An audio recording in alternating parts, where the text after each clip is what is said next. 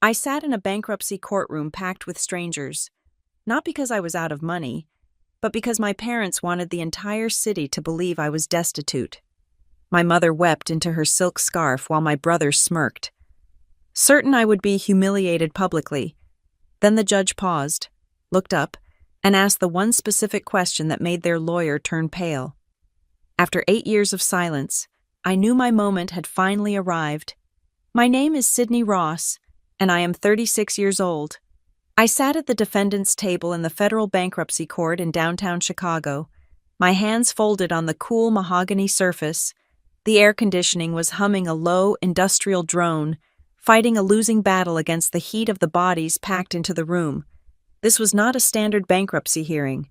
Usually, these proceedings were dry, administrative affairs attended only by tired lawyers and the occasional desperate creditor. But today, Courtroom 7 felt less like a hall of justice and more like a coliseum. My parents had made sure of that. Across the aisle, the plaintiff's table was crowded. My father, Graham Hawthorne, sat with the posture of a man posing for a statue, his spine rigid, his expression capable of winning an Academy Award for grieving father betrayed by wayward child. Beside him sat my mother, Vivian. She was dressed in severe black, a color choice that suggested she was mourning the death of my financial solvency. She held a silk handkerchief to her face, dabbing at dry eyes with the rhythmic precision of a metronome. And then there was Bryce, my brother, the golden boy of Lake Forest. Bryce sat slightly forward, his elbows on the table, exuding the easy confidence of a man who had never been told no without a checkbook eventually appearing to soften the blow. He caught my eye for a fleeting second and offered a small, sad smile. It was a masterpiece of gaslighting. To the gallery behind him, which included 3 reporters from the local papers and a scattering of Lake Forest socialites who treated gossip like oxygen, that smile said, "I tried to save her. I did everything I could. To me," it said, "I am going to crush you into dust, little sister." I looked away, focusing on the seal of the United States hanging behind the empty judge's bench. The room smelled of floor wax and expensive perfume, a nauseating mix that brought back memories of Sunday dinners I had spent years trying to forget.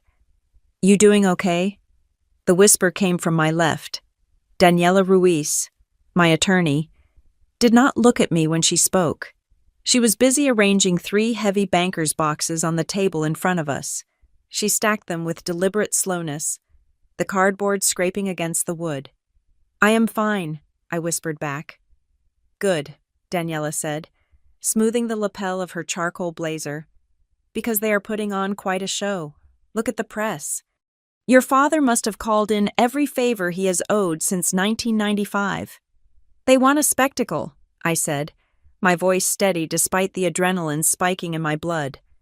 "They do not just want to bankrupt me, Daniela. They want to make sure I can never work in this town again. They want to paint me as the incompetent daughter who played business and lost her brother's inheritance." Daniela finally looked at me. Her dark eyes were hard, intelligent, and devoid of fear. "Let them paint," she said softly. "We brought the turpentine." The bailiff called out, and the room shuffled to its feet as Judge Mallory Keene entered. He was a man in his 60s with a face that looked like it had been carved out of granite and then left out in the Chicago winter for a decade. He did not look happy, the docket was full, and a contested family bankruptcy involving high-profile socialites was likely the last thing he wanted to referee. We sat. The air in the room grew heavy, a physical weight pressing down on my chest. The lawyer for the Hawthorns, a man named Sterling Vance, who charged $600 an hour to destroy lives, stood up. He buttoned his suit jacket with a flourish. "Your Honor," Vance began, his voice a rich baritone that carried to the back of the room without a microphone. "We are here today with heavy hearts. This is not a case of malicious prosecution. This is a tragedy of a family trying to recoup a massive loss caused by mismanagement." He gestured toward me as if I were a stain on the carpet. "The debtor, Ms. Ross, solicited a personal loan from her brother, Mr. Bryce Hawthorne, in the amount of $2.4 million. Vance continued. This money was explicitly earmarked to save her failing technology startup, a company she calls Northbridge Shieldworks. The agreement was clear. The money was an investment to cover payroll and essential server costs to prevent immediate insolvency. A murmur went through the gallery.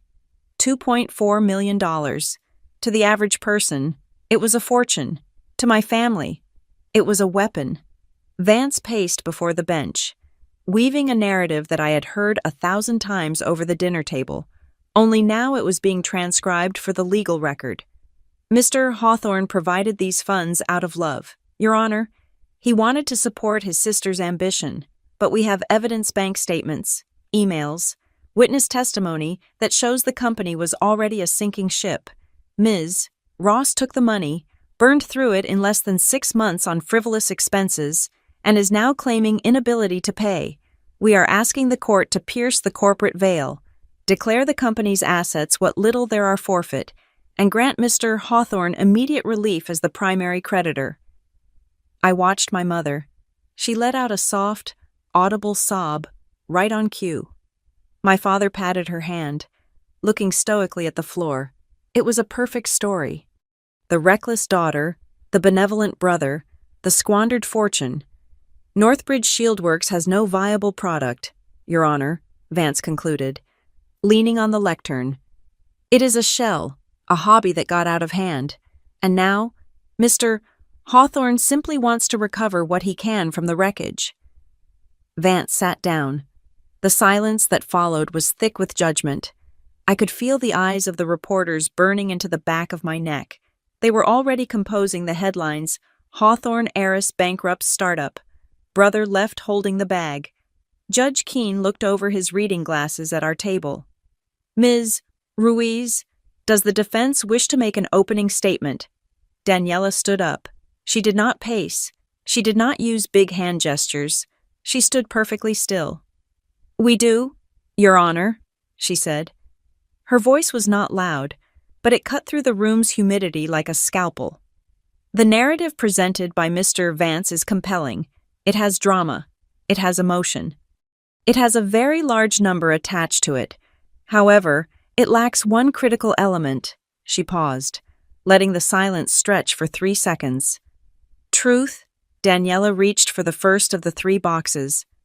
We contest the validity of the debt, we contest the claim of insolvency, and we contest the characterization of my client's business as a hobby.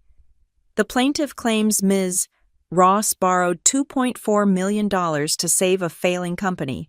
We will demonstrate that no such transfer ever occurred, that the loan documents submitted to this court are fabrications, and that Northbridge Shieldworks is not only solvent, but is currently one of the most secure financial entities in the state of Illinois.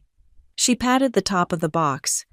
We have prepared 3,000 pages of discovery, Your Honor, forensic accounting, server logs, and sworn affidavits that paint a very different picture of why the Hawthorne family is so desperate to force this company into receivership. Bryce laughed. It was a short, sharp sound, quickly stifled, but it was there. He thought we were bluffing. He thought I was still the girl who hid in her room while he charmed the country club. Judge Keene did not look impressed by the laugh.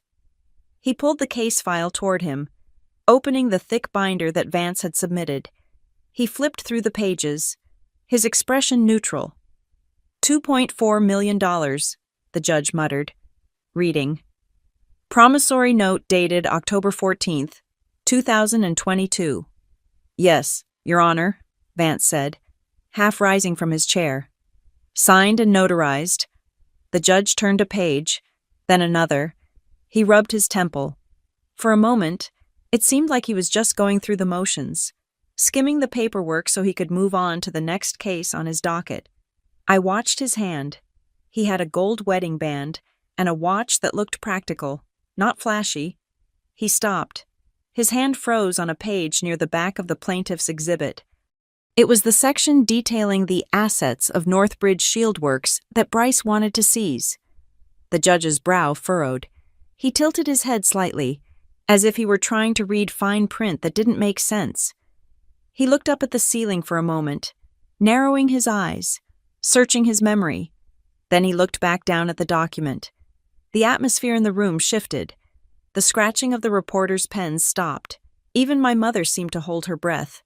Sensing a disruption in the rhythm of the performance, Judge Keene slowly took off his reading glasses.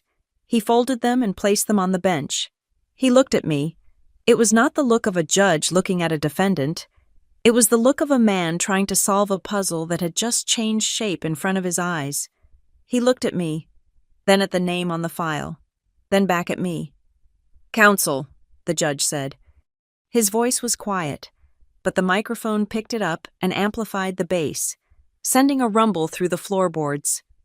"Approach the bench." Daniela moved instantly. Vance hesitated for a split second, glancing at Bryce, before buttoning his jacket again and walking to the front. I could not hear what was being whispered, but I saw the body language. The judge was leaning over, tapping a finger on the document. He spoke in a low, urgent murmur. Daniela nodded once, her face impassive. But Vance. I watched the color drain out of Sterling Vance's face. It started at his neck and moved up to his hairline until he looked like a sheet of printer paper. He gripped the edge of the bench, his knuckles turning white. He tried to say something, shaking his head, pointing back at his client.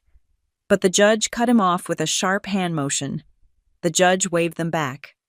"Sit down," Judge Keene ordered. Vance practically stumbled back to his table. He leaned over and whispered something frantically to Bryce. For the first time all morning, the smirk vanished from my brother's face. He looked confused, then annoyed. My father sat up straighter, his betrayed parent mask slipping to reveal the shark underneath. Judge Keene picked up his glasses but did not put them back on. He held them like a gavel. He looked out over the courtroom, his gaze sweeping over the reporters, over my parents, and finally landing squarely on me. "Ms. Ross," the judge said. He did not address my lawyer. He addressed me directly. I stood up. My legs felt weak, but I locked my knees. "Yes, Your Honor." "I was reading the Financial Times this morning with my coffee," the judge said conversationally, though there was steel underneath the tone. There was a rather extensive article about the vulnerability of the national power grid and the new safeguards being implemented by the Department of Energy. The room was dead silent. I could hear the hum of the vending machine in the hallway outside. "The article mentioned a specific contractor," the judge continued. "A firm that has apparently just secured a classified contract to overhaul the cybersecurity protocols for 3 major interstate energy substations. A firm that, according to the article, is considered a hidden unicorn in the operational technology security sector." He looked at the file again. The name of that company was Northbridge Shield Works. My mother stopped dabbing her eyes. Her hand froze mid-air. The judge looked at Vance. "Mr. Vance, your filing states that Northbridge Shield Works is a failed startup with no viable product and zero solvency. You are asking this court to place a company which I am now led to believe is currently managing active national security infrastructure into the hands of a private creditor based on a family dispute." Vance stood up, his voice cracking. "Your Honor, my client believes the media reports are exaggerated. The financial reality is—" "The financial reality," the judge interrupted, his voice rising, "is that I am looking at a bankruptcy petition for a company that, if my memory serves me correctly from the article I read 4 hours ago, just signed a government contract worth more than $100 million. A gasp went through the room.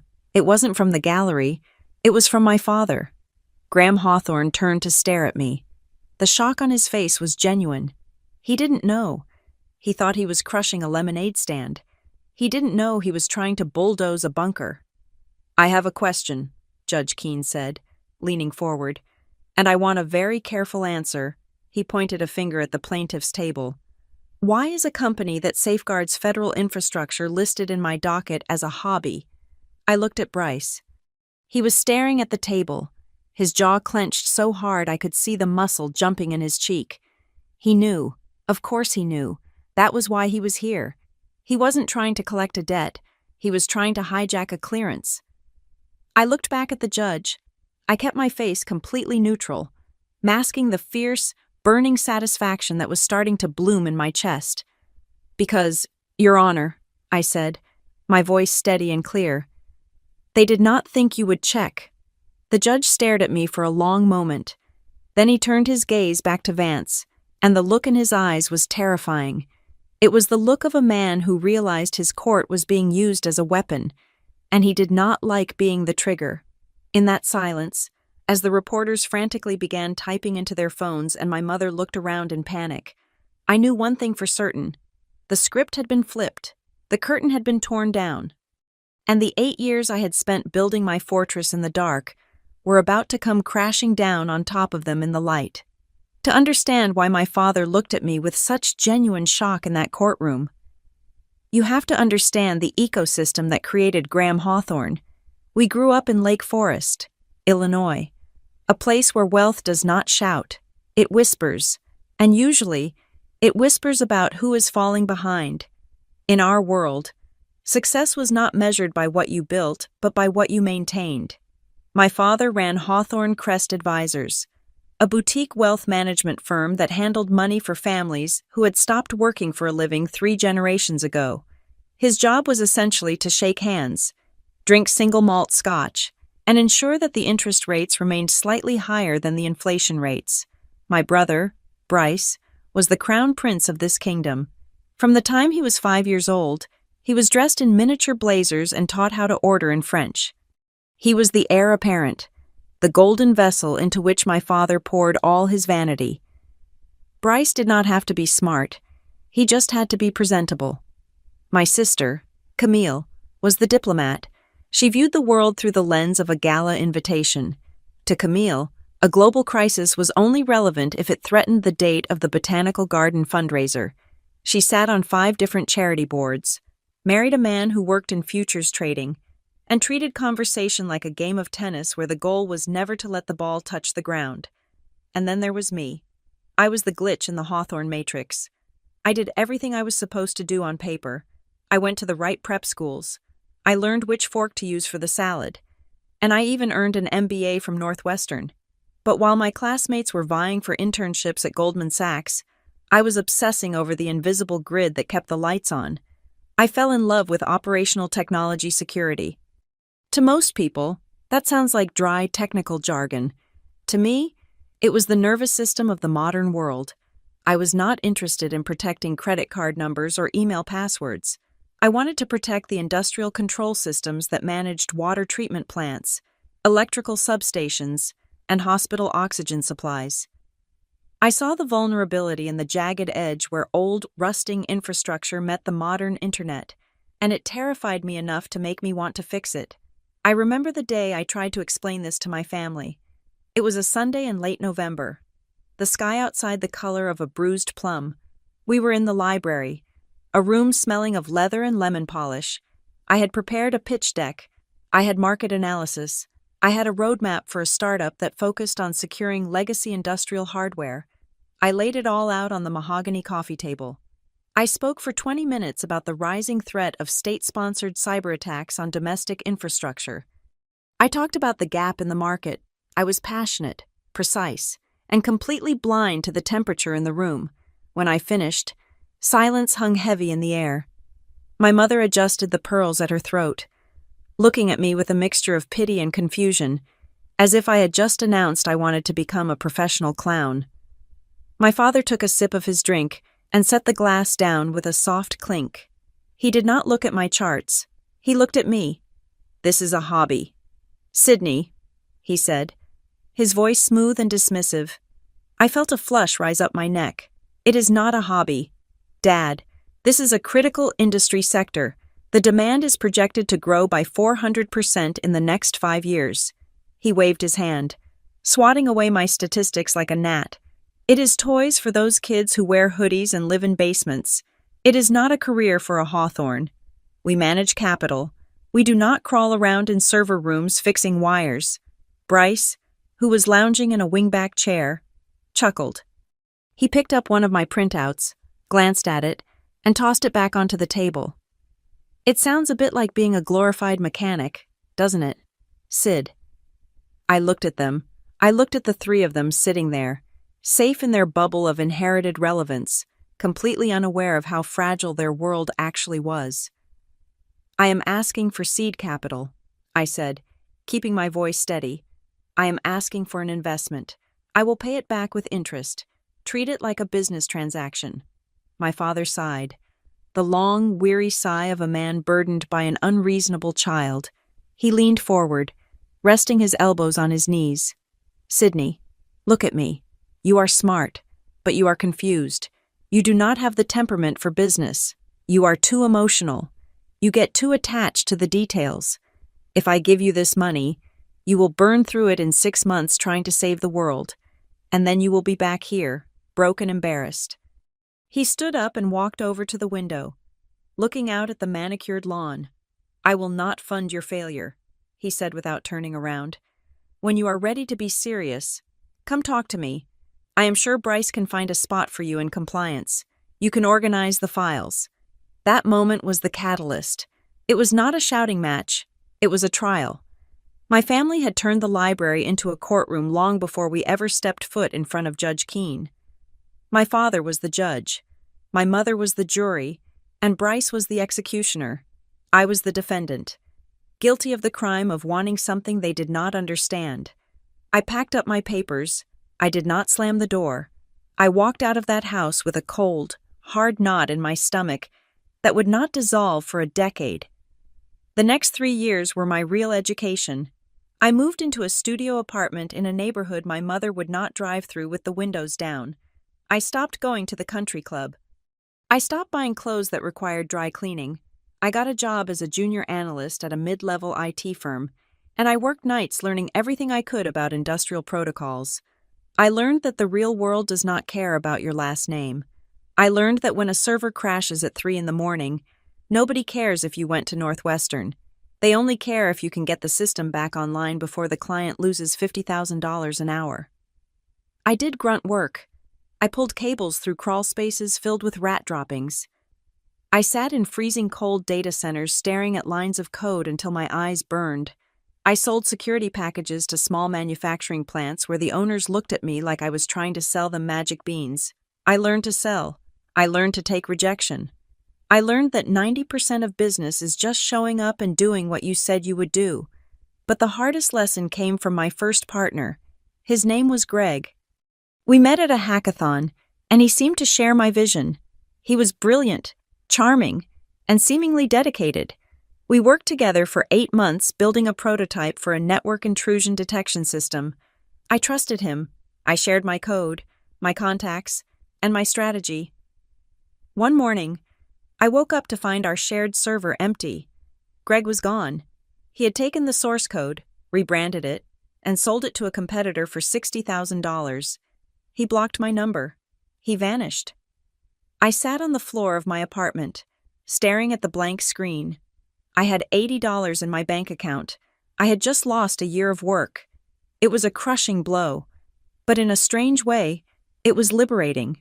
Greg had robbed me, yes. But he had not lied to me about who he was. He was a thief. He acted like a thief. The betrayal was transactional. It was different from what my family did. My family smiled at me while they eroded my confidence. They invited me to dinner to remind me of my place.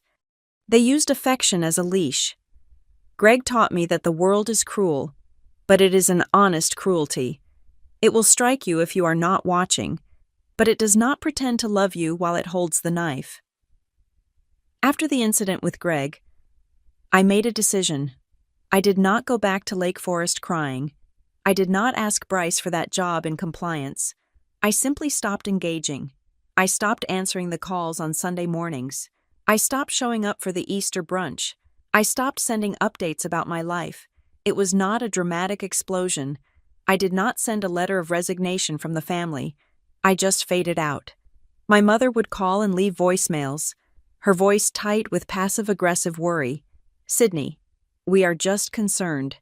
We heard you are living in the city. Is everything all right? Do you need money?" I never took the money. Taking their money meant accepting their narrative. If I took a single dollar, I became the charity case they always said I would be. I ate instant noodles. I walked 3 miles to save bus fare. I rebuilt my code from scratch. line by painful line, every time I felt like quitting, every time the fatigue threatened to pull me under. I would hear my father's voice in that library. "You will fail and come back." That sentence was better fuel than any venture capital check. I used it to burn the midnight oil. I used it to push through the humiliation of cold calling. I used it to build a shell around myself that was harder than diamond. My family thought I was lost. They told their friends at the club that Sydney was finding herself, a polite euphemism for being a disappointment. They had no idea that I was not lost at all. I was building. I was just doing it in the dark, where they could not see me, and more importantly, where they could not stop me. By the time I founded Northbridge Shieldworks, I was a different person. The soft, eager-to-please girl who presented charts in the library was dead. In her place was a woman who knew the value of a contract, the weight of a promise, and the absolute necessity of keeping your enemies guessing. I assumed that if I stayed away, if I kept my head down and built my own life, they would eventually forget about me. I thought I could exist in a parallel universe, separate from the toxicity of the Hawthorne legacy. I was wrong. You can leave a family like mine, but they never really let you go, not when they smell blood, and certainly not when they smell money. I just did not realize that my success would be the scent that eventually drew the wolves to my door. Northbridge Shieldworks did not begin in a gleaming glass tower with a view of Lake Michigan. It began with $12,000, which was the absolute sum total of my life savings, and a refurbished laptop that sounded like a jet engine whenever I opened more than 3 spreadsheets. I rented a space in a converted warehouse district on the far west side of Chicago. This was not the trendy part of town with artisan coffee shops and exposed brick lofts. This was the part of town where the streetlights flickered and the wind smelled of diesel and wet concrete. The office was 600 square feet of drafty open space with a concrete floor that seemed to hold a permanent chill. To my family, it would have looked like a squatter's den. To me, it looked like freedom.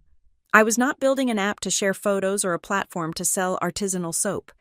I was building a shield for the things people took for granted until they stopped working.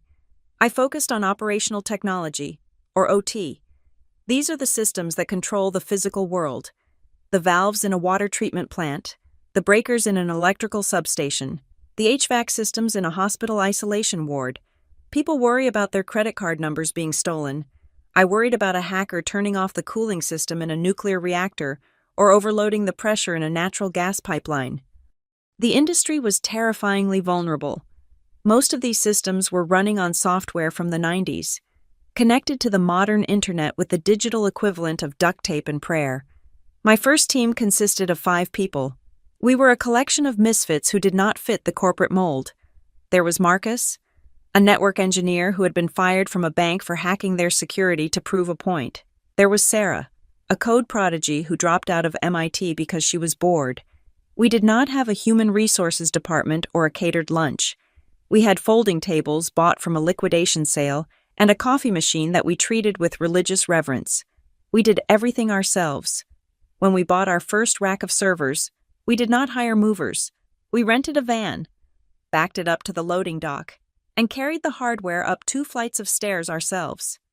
I remember sweating through my shirt, my muscles screaming, terrified that I would drop a $10,000 piece of equipment that I had bought on credit. I looked at Marcus, who was grunting under the weight of the other end, and we just started laughing. It was the laughter of the desperate, the sound of people who have burned their bridges and have no choice but to move forward. Our product was simple in concept, but a nightmare to execute. We built an intrusion detection system specifically for industrial protocols. It had to be invisible, in a corporate network. If an antivirus scan slows down your email for 5 seconds, it is annoying. In an industrial network, if a scan slows down a robotic arm for 5 milliseconds, it can cause a catastrophic failure. Our software had to sit silently on the wire, watching for anomalies without ever touching the operations. We called it the Ghost Protocol. The first year was a blur of 80-hour weeks and constant anxiety. We ate cold pizza at 3 a.m. while staring at lines of code that refused to compile. We pitched to plant managers who looked at us with skepticism, wondering why a young woman was lecturing them about SCADA security. But we were good. We were very good. Our first real break came from a mid-sized utility company in Ohio. They had suffered a ransomware attack that nearly shut down their water pumps. They were desperate, and the big security firms were quoting them 6 months for deployment. We told them we could do it in 2 weeks. We did it in 10 days. When the check for that contract cleared, I stared at the bank balance on my screen for 20 minutes. It was not a fortune, but it was enough to make payroll for 3 months. It was the first time I allowed myself to breathe. As Northbridge started to gain traction, I made a calculated decision that would later become a critical piece of the puzzle. I knew my family. I knew that if the name Sidney Hawthorne started appearing in tech journals, my father would hear about it. He would investigate, and if he saw I was succeeding, he would find a way to intervene. So I erased myself. I legally remained Sidney Ross, keeping the last name of a brief, early marriage that my parents had annulled in spirit if not in law. But for the public-facing side of the company, for the press releases and the industry panels, I used a professional alias. I became Paige Sterling. Paige was my middle name. Sterling was the name of the street where I rented my first apartment. It worked. When Crane's Chicago Business ran a feature on Chicago's rising cyber defenders, they interviewed Paige Sterling. They published a photo of me, but I was wearing thick-rimmed glasses and looking away from the camera, focused on a monitor. I cut that article out of the magazine with a pair of scissors. I wanted to frame it. I wanted to send it to my father and say, Look at what the hoodie-wearing hobbyist did. Instead, I put the clipping in a manila envelope and locked it in the bottom drawer of my desk. I never told a soul. Not even my team knew the full extent of why I was so paranoid about privacy. They just thought I was eccentric. We grew. We moved out of the warehouse and into a real office park. I hired more engineers. I hired a sales team. But I never let go of that feeling of impending doom. I lived like a person waiting to be discovered. I drove a 5-year-old sedan. I rented a modest condo. I poured every single dollar of profit back into the company. Then came the contract that changed everything. It was a request for proposal from a consortium of federal contractors working for the Department of Energy. They were looking for a unified security architecture for a chain of critical energy substations across the Midwest. This was not just a job. This was a cornerstone of national security. The value of the contract was over $100 million spread out over 5 years. We were the underdogs. We were up against defense giants with lobbyists and legacy pedigrees, but we had something they did not. We had a system that was lighter, faster, and already proven in the field to catch the kind of state-sponsored malware the government was terrified of. The vetting process was grueling. They turned my life upside down. They audited our code. They interviewed my elementary school teachers. They combed through my financials with a fine-toothed comb. I was terrified that they would find the Hawthorne connection and think I was a security risk because of my father's international dealings. But they did not care about my family. They cared about my competence. When we won the bid, I did not pop champagne. I went into my office, closed the door, and sat on the floor with my back against the wall. I shook. I physically shook from the adrenaline dump. We had done it. We had secured the future of the company, but with the contract came a new level of scrutiny. The government has clauses for everything. One of the most specific clauses involves the financial stability of the contractor. If a contractor files for bankruptcy or is forced into involuntary bankruptcy, it triggers an automatic review. It can lead to an immediate suspension of the contract. The logic is sound if you cannot manage your own money. You cannot be trusted to manage the nation's secrets. I knew this. It was written in bold text on page 42 of the agreement. I thought I was safe. Northbridge was profitable. We had millions in cash reserves. We had zero debt. I had built a fortress that could withstand any cyber attack. I just had not built a fortress that could withstand a family dinner. I still do not know exactly how it happened. Maybe a distant cousin saw a photo of Paige Sterling and recognized the chin. Maybe my father's firm was looking at the same energy sector for investment and stumbled upon our filings. Or maybe, as I later suspected, I had simply let my guard down. I had hired a compliance consultant to help with the government paperwork. She was a nice woman, efficient, chatty. I found out too late that her husband played golf with my brother. It must have been a casual comment, a mention of the massive contract won by a local firm run by a woman who looked vaguely familiar. However it happened, the information traveled from the golf course to the Hawthorne dinner table. They did not see the hard work. They did not see the sleepless nights or the servers carried up the stairs. They saw $100 million. They saw a pie that they had not been offered a slice of. And in the twisted logic of the Hawthorne family, my success was a theft of their potential. I was sitting in my office late one Tuesday evening, reviewing the deployment schedule for the first substation, when my phone buzzed. It was a notification from my personal bank app, a small alert, then another, then an email from a process server. I felt a cold shiver go down my spine, the kind of primal instinct that tells a gazelle the lion is in the tall grass. I opened the attachment. It was a petition for involuntary bankruptcy filed by Bryce Hawthorne. I stared at the screen, the white light burning my eyes. They had found the one loose thread in the tapestry. They knew about the government contract. They knew that a bankruptcy hearing, even a false one, would freeze my clearance. They knew that to save the contract, I might be forced to settle, to pay them off, to give them equity. I lowered the phone. The silence in the office, usually my sanctuary, suddenly felt like the silence of a tomb. I had spent 8 years running, hiding, and building, thinking I had escaped the gravity of my family's greed. But as I looked at the legal seal on the digital document, I realized I had not escaped anything. I had just fattened myself up for the slaughter. I picked up the phone and dialed Daniela Ruiz. I did not cry. I did not scream. The time for emotion had passed. "Daniela," I said when she answered, "they found me, and they are coming for the company." That night, I did not go home. I stayed in the office, watching the lights of the city grid I was sworn to protect, knowing that the real threat wasn't a hacker in a basement in a foreign country. It was my own flesh and blood, armed with a lawyer and a lie. The envelope that arrived at my desk was thick, heavy, and stamped with the seal of the United States Bankruptcy Court. When I tore it open, the contents did not just hurt, they burned. It felt less like a legal notification and more like a vial of acid thrown directly into my face. I sat there, my hand trembling slightly, reading the words that my brother had paid a lawyer to write. In re Sidney Ross, debtor, petition for involuntary bankruptcy. The filing was a masterclass in fiction. Bryce claimed that he had loaned me $2.4 million 18 months ago.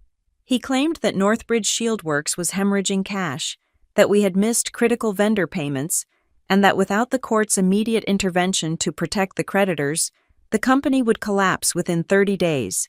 But the text was not the worst part. The worst part was the attachment. It was a photocopy of a document titled Strategic Investment Agreement. It looked official. It had the right font. It had a date stamped at the top, and at the bottom, right next to Bryce's flamboyant scrawl, was my signature. I ran my finger over the photocopied ink. It was my name. It was the way I looped the S and the sharp cross of the T. But it was wrong. The pressure was too even. It lacked the slight jagged edge my hand has had ever since I broke my wrist in college. It was a trace, a high-quality forgery, likely lifted from an old birthday card or a thank you note I had sent years ago. Then digitally grafted onto this contract. I flipped to page 4. Clause 12B made my blood run cold. In the event of financial instability or missed quarterly targets, the lender. Bryce Hawthorne reserves the right to assume temporary operational control and appoint an interim board to safeguard the investment.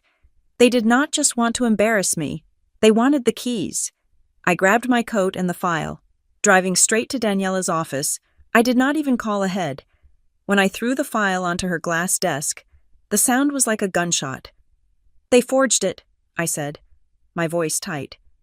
"That is not my signature, and that money never existed. Check my bank accounts. Check the company ledgers. $2.4 million never entered Northbridge. It is a ghost loan." Daniela put on her glasses and began to read. She read slowly, her expression darkening with every page. She did not gasp. She did not look shocked. She looked like a surgeon discovering a tumor that was larger than expected. After 10 minutes, she closed the folder and took off her glasses. "They know," she said. "Know what, that I have money?" "No," Daniela said, leaning forward. "They know about the federal timeline. Look at the filing date. They filed this yesterday. Do you know what happens next week?" I nodded slowly. The Department of Energy starts the 90-day vetting review for the classified phase. It is the final step before full implementation. "Exactly," Daniela said. "If you are in active bankruptcy proceedings during a vetting review, the government protocol is automatic. They pause the contract. They freeze the clearance. They do not care if the accusations are true or false. They care about risk. A bankrupt contractor is a security risk." She tapped the clause about operational control. "They do not just want to make you look bad. Sydney, they want to lock your hands right when the federal government is watching. They want to force a crisis. If the contract is paused, Northbridge stops getting paid. If you stop getting paid, you might actually run into cash flow problems. And then, who is standing there with a generous offer to buy you out and save the family name?" "Bryce," I whispered. "Bryce," she confirmed. "They want to break your legs and then charge you for the crutches." I stood up and walked to the window, looking out at the Chicago skyline. The cruelty of it was breathtaking. They were willing to sabotage a national security project just to bring me back under their thumb. It was so incredibly selfish, so perfectly Hawthorne. "How did they find out?" I asked, turning back to her. "I know they heard rumors, but this filing it references specific liquidity ratios. It references a pending government receivable. How did they get that close?" I thought back to the last few months. I had been paranoid. I had been careful. Then I remembered the dinner. Not a family dinner, but a business dinner I had attended 3 months ago with a compliance consultant named Linda. She was an older woman, a friend of a friend, someone I had brought in to help double-check our HR policies for the federal bid. She wasn't a bad person, or so I thought, but she was a social climber. She loved to talk about who she knew. I remembered her mentioning, over a glass of wine, that she had run into my mother at a charity auction. "Your mother is such a lovely woman," she had said. "We had a nice chat about how well you are doing." I had frozen then, but Linda had waved it off. "Oh, I didn't give details. Honey, just told her you were landing big fish." "It was Linda," I said, feeling a wave of nausea. "The compliance consultant. She must have fed them the lead." Daniela nodded. "It fits. A chatty consultant looking to curry favor with the wealthy Hawthorns. She probably dropped enough hints for them to realize you were sitting on a gold mine." But as I looked at the fake contract again, something nagged at me. Something about page 7. "Wait," I said. I pulled the document back toward me. I read the paragraph under collateral description, including the intellectual property rights to the Ghost Protocol intrusion detection system, scheduled for Phase 2 deployment at the substations in Gary, Indiana, on November 14th. The room went silent. "What is it?" Daniela asked. My hands went cold. Linda didn't know about Gary, Indiana, and she definitely didn't know the date November 14th. "Are you sure?" "I am positive," I said. "The Gary deployment site was classified until 3 days ago. We only unencrypted that file internally on Monday, and the date November 14th is a soft target. It is not in the official contract yet.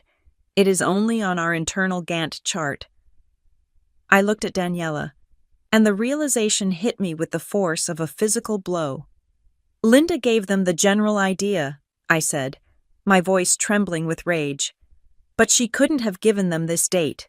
She doesn't have access to the project management server." "Then who does?" Daniela asked. "My team," I said. "My engineers. My project managers." "You have a rat," Daniela said flatly. I sank into the chair. A rat. Someone inside Northbridge. Someone I had hired. Someone I had shared coffee with. Someone who had helped me carry servers up the stairs. Someone was feeding my brother specific, real-time details about our operations. It made sense.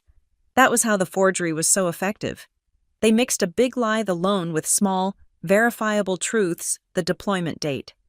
It gave the fabrication a scent of legitimacy. If the judge asked, Bryce could say, "Look, I know about the Gary deployment. How would I know that if I wasn't an investor?" "We have to fire everyone," I said, panic rising in my throat. "I have to purge the team. If I don't, they will leak the defense strategy." "No," Daniela said sharply. "You do absolutely nothing. What they are selling me out. If you start firing people now, you spook the rat," Daniela said, her eyes narrowing. "And right now, that rat is our only connection to Bryce's strategy. We know they are talking. That means we can control what they hear." She pulled a fresh legal pad toward her. "We are going to fight this on two fronts. Sydney, in the courtroom, we will attack the forgery. I will get forensic handwriting experts.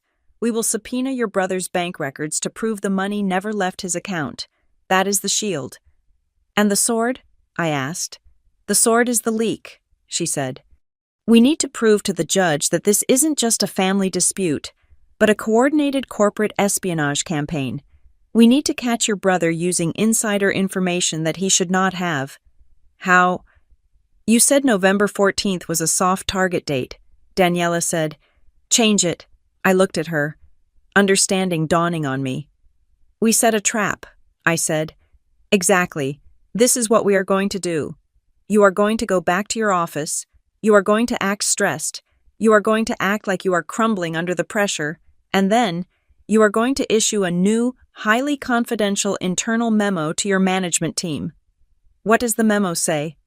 "It says that due to the bankruptcy filing, the Gary deployment is being scrapped," Daniela said, a small, dangerous smile playing on her lips, "and that you are secretly moving the assets to a new storage facility in, let's say, Milwaukee, on a specific date. Let's make it next Friday." "There is no facility in Milwaukee," I said. "I know," Daniela replied. "But Bryce doesn't. If that Milwaukee location shows up in his next legal filing, if he tries to file an emergency injunction to stop you from hiding assets in Milwaukee, we will have him. We will prove he is getting fed lies in real time." I sat back. It was risky. It required me to walk back into my office and look into the faces of people I trusted. Knowing that one of them was holding a knife behind their back, it required me to play the victim when all I wanted to do was scream. But I thought about my father's face when he told me I would fail. I thought about Bryce's smirk in the fake contract. They thought they were playing chess against a child. They did not realize that for the last 8 years, I had been learning to hunt predators. "Okay," I said, standing up. "I will write the memo tonight. I will make it look official. Emergency Asset Relocation Plan." "Good," Daniela said. "And Sydney, do not tell anyone. Not your assistant, not your co-founder. If you want to know who sold you for a check, you have to treat everyone as an enemy until we catch the one who takes the bait." I walked out of her office and into the cool Chicago air. My heart was pounding. But it wasn't from fear anymore. It was from focus. I drove back to Northbridge. The office was humming with activity. My team was there. Marcus, Sarah, the new project managers. They looked up when I entered, their faces full of concern. They had seen the news. They knew something was wrong. "Is everything okay, boss?" Marcus asked, swiveling in his chair. I looked at him. I looked at Sarah. I looked at the new guy, Jason, who managed the timelines. One of them was texting my brother. One of them was betraying everything we built. I forced myself to look ragged. I let my shoulders slump. I rubbed my eyes. "It is bad, guys," I lied, my voice cracking just enough to be convincing. "My family. They are trying to freeze everything. We might have to move the hardware to keep it safe." I saw them exchange looks, concern or calculation. "I am going to send out a plan later tonight," I said. "It stays in this room. If this gets out, we are dead." I walked into my office and closed the door. I sat down at my computer and opened a blank document. I typed the header, "Confidential Asset Relocation Strategy, Milwaukee." I was not just writing a memo, I was loading a weapon, and I was going to wait for my brother to pull the trigger on himself. The week leading up to the hearing was a blur of caffeine, paper cuts, and a cold, simmering rage that I used to fuel 18-hour workdays. Daniela Ruiz turned her conference room into a war room. The long glass table, usually reserved for impressing corporate clients, was buried under 3 feet of documentation. It looked less like a legal defense and more like the architectural blueprints for a demolition. We were building what Daniela called a legal bomb.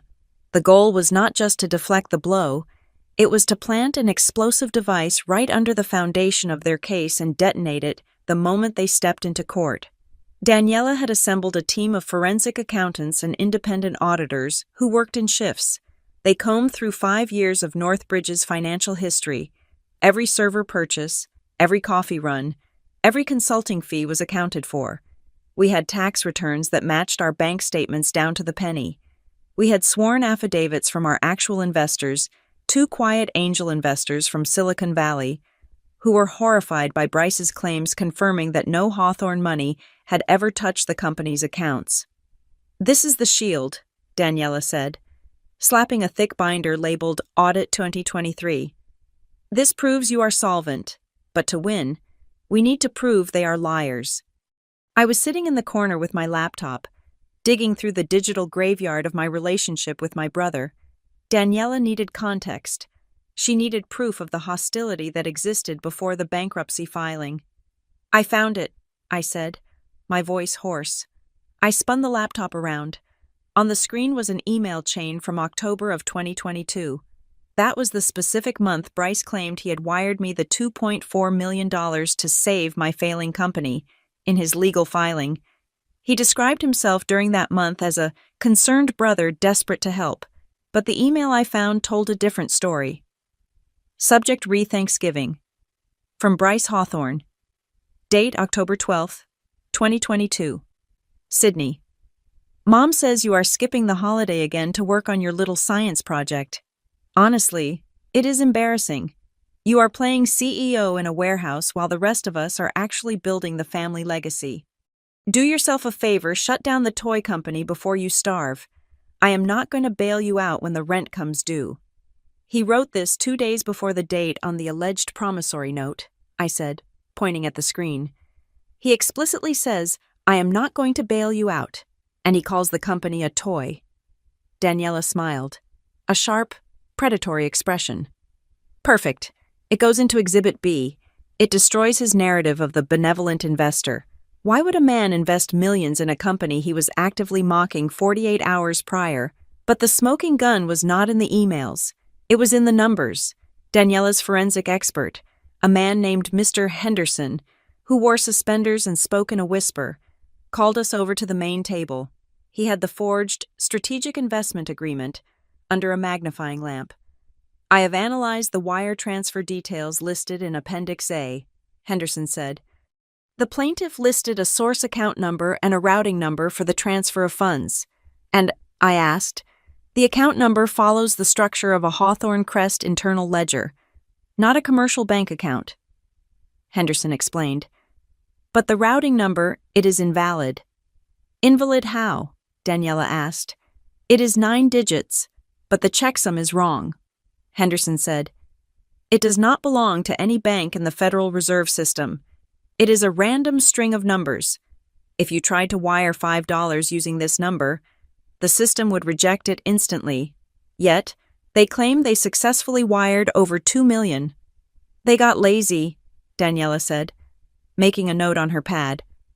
They forged the document but didn't bother to look up a real routing number. They just typed digits. There is something else, Henderson said. His voice dropped even lower. The notarization. I leaned in. I had seen the stamp on the copy I received, but I had been so focused on the text, I hadn't looked closely at the seal. The signature of the debtor, Ms. Ross, is a forgery. Henderson said, but the notary seal is authentic. It is an embosser, pressed into the paper. It is not a digital copy. He moved the magnifying lamp. The raised bumps of the seal cast long shadows on the paper. I read the name on the outer ring of the circle. Vivian E. Hawthorne. Notary Public, State of Illinois. The air left my lungs. My mother, I whispered. Does your mother have a valid commission? Daniela asked sharply. She used to, I said, my mind racing back to my childhood. She was a paralegal for my father's firm in the 90s. She kept her license active to notarize trust documents for clients, but she hasn't worked in 20 years. She stamped this, Henderson said. The impression is physical. That means she had the paper in her hand. She pressed the handle. I stood up and walked away from the table, feeling like I was going to be sick. Up until this moment, I had told myself a comforting lie. I had told myself that Bryce was the villain and my parents were just his enablers, that they were blinded by love for their son and just went along with whatever he said. I thought my father was arrogant and my mother was weak, but this was active participation. My mother had sat at a table, taken a document she knew was a lie, and used her state-issued seal to give it legal weight. She wasn't just watching the play. She was building the set. She was willing to commit a felony notary fraud to help Bryce destroy me. This changes the dynamic, Daniela said quietly from behind me. If we prove the seal was used fraudulently, your mother isn't just a witness. She is a co-conspirator. We can compel her testimony, and if she lies on the stand about a document she stamped, she is looking at perjury.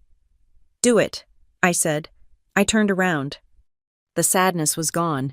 It had been replaced by a cold, hard clarity. If she wanted to be part of the legal process, let's treat her like a legal party. Subpoena her. Daniela nodded. Done. She then pulled a file from her briefcase. Now, we have to talk about the other threat, the dirty play. What else can they do? I asked. They have already sued me. They can try to kill your reputation before we even get to court, Daniela warned. It is a common tactic in hostile takeovers. They might try to impersonate a court official or a trustee. They might send letters to your clients saying that Northbridge is under financial restructuring and that all payments should be redirected or accounts frozen. My stomach tightened. The federal contract. Exactly, she said.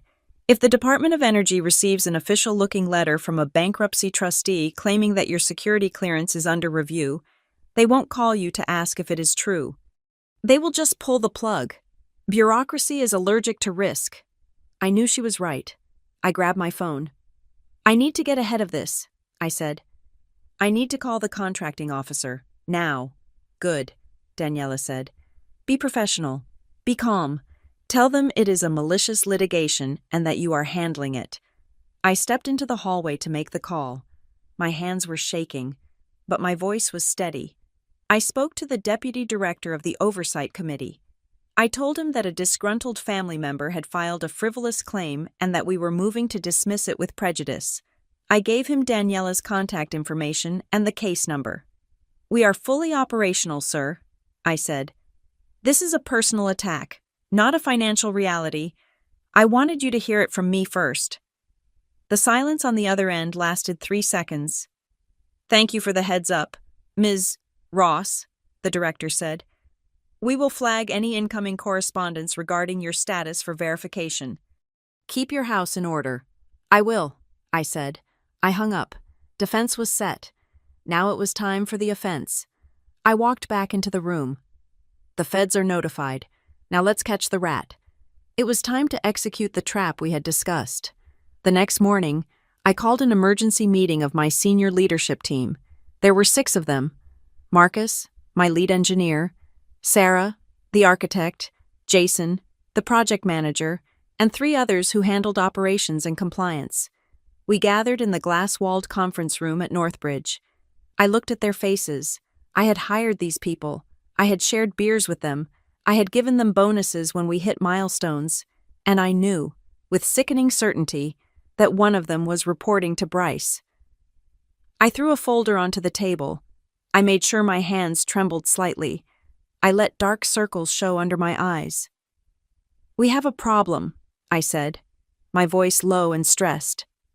The bankruptcy filing is getting complicated. My lawyers think the court might try to freeze our assets here in Chicago. What does that mean for the deployment? Jason asked. He was a sharp guy. ambitious, always asking about timelines. It means we can't keep the hardware here, I lied.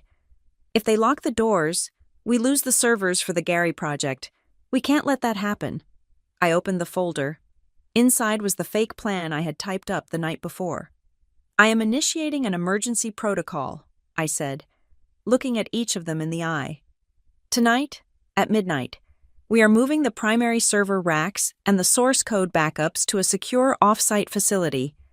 Where? Marcus asked. Milwaukee, I said. I have rented a private storage vault in the 3rd Ward. It is off the books. It is cash only. The court doesn't know about it, and my family doesn't know about it. I slid the paper across the table. It had a fake address in Milwaukee and a detailed inventory list. This leaves the building tonight, I said. Do not put this in email. Do not put this on Slack. Verbal orders only.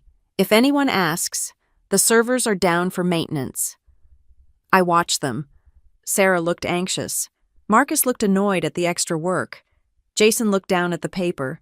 He studied the address. He didn't write it down. But I saw his eyes track the lines, memorizing it. Is that legal? Jason asked, looking up. Moving assets during a bankruptcy. It is survival, I said. Are you with me or not? We are with you. Sydney. Sarah said. Good, I said. Dismissed. They filed out. I stayed in the room, watching through the glass. 10 minutes later, I saw Jason walk out to the parking lot. He held his phone to his ear. He paced back and forth near his car, talking animatedly. I didn't need to hear the conversation. I knew who he was calling. 2 days passed. The silence from the Hawthorne camp was deafening. Then, on the morning before the hearing, Daniela called me. Check your email, she said. Vance just filed an emergency motion. I opened the document. My heart hammered against my ribs. Motion for temporary restraining order and emergency seizure of assets. Plaintiff Bryce Hawthorne has received credible intelligence that the debtor is attempting to conceal assets to defraud creditors. Specifically, the debtor is conspiring to transport critical hardware and intellectual property to an undisclosed location in Milwaukee, Wisconsin, to avoid the jurisdiction of this court. I let out a breath I didn't know I was holding. They took the bait, I said to the empty room. They swallowed it whole, Daniela said. He put Milwaukee in a sworn affidavit. He just proved that he has unauthorized access to your internal and fake company communications. We have him, I said. We have him, she agreed. Bring that motion to court tomorrow. It is the nail in the coffin. I closed the laptop. The sun was setting over the Chicago skyline, turning the buildings into silhouettes of gold and steel. Tomorrow morning, I would walk into that courtroom and face the people who had raised me. I thought about my mother's notary seal. I thought about Jason's betrayal in the parking lot. I thought about the routing number that led nowhere. They had spent my entire life telling me I wasn't enough. They had hired lawyers to strip me of my name and my work. They wanted a show. They wanted a public execution of my dignity. I stood up and smoothed my blazer. Okay, I said aloud to the empty office. You want a show? I will give you a show. The morning of the hearing, the sky over Chicago was a flat, oppressive gray, the kind of weather that felt less like a meteorological event and more like a mood setting for a funeral.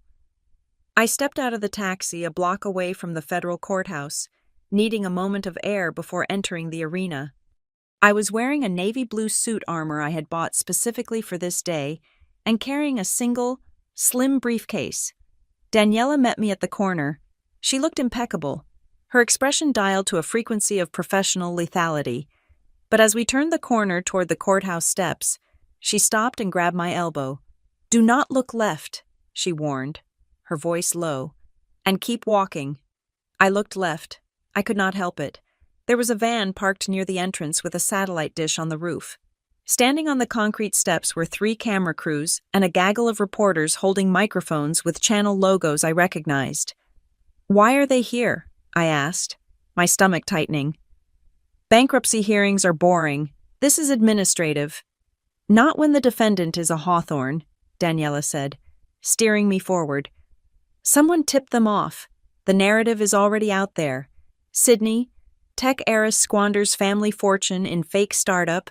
It is clickbait gold. They want a shot of you looking devastated. As we ascended the stairs, the flashbulbs started popping. It was disorienting, a strobe light effect in the dull morning light. A reporter from a local tabloid thrust a microphone toward my face. "Ms. Ross, is it true you defrauded your brother of $2.4 million? Miss Ross, do you have a comment on the allegations that Northbridge is a shell company?" I kept my eyes forward, fixing my gaze on the revolving brass doors.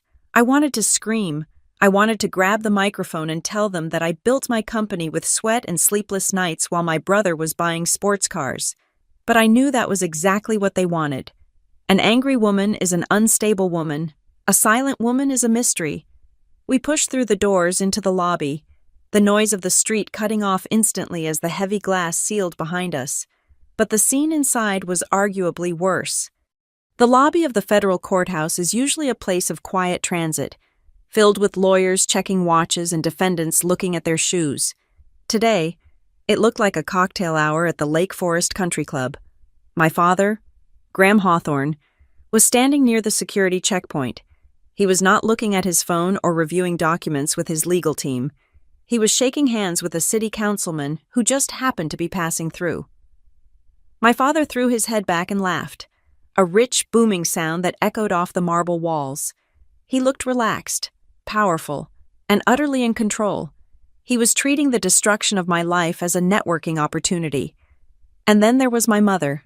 Vivian Hawthorne sat on a wooden bench nearby, surrounded by two of her friends from the charity board.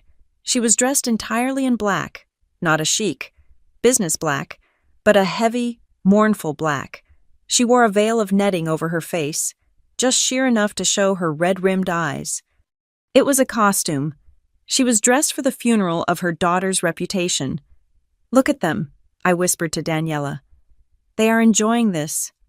"Of course they are," Daniela replied, checking us in at the security desk. "This is their stage. You are just the prop."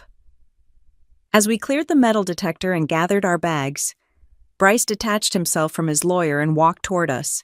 He was wearing a suit that probably cost more than my first car. He stopped 5 feet away, knowing exactly where the sightlines were for the reporters still lingering by the glass doors outside. He looked at me with a performance of sad resignation. "Sydney," he said, his voice pitched just loud enough to carry to the onlookers. "It didn't have to end like this. I tried to help you. I really did." I felt the heat rise in my cheeks. The audacity was suffocating. "You forged a contract." "Bryce," I said, my voice shaking despite my best efforts. He stepped closer, his eyes cold and dead. "It is finally time for you to pay the price," he said, smiling a smile that didn't reach his eyes. "By noon, you will be nothing." I opened my mouth to retort, to tell him about the routing number, about the notary seal, about the lie he lived every day. Daniela's hand clamped onto my shoulder, hard. "Don't," she hissed in my ear. "He is fishing for a reaction. If you scream at him in the lobby, you look unhinged. If you look unhinged, the judge wonders if you are capable of running a company. Walk away." She was right. I swallowed the bile in my throat and turned my back on him. We walked toward the elevators, leaving Bryce standing there, posing for an audience that didn't know the play was about to change genres. We were halfway down the corridor toward courtroom 7 when my phone buzzed in my pocket. I ignored it.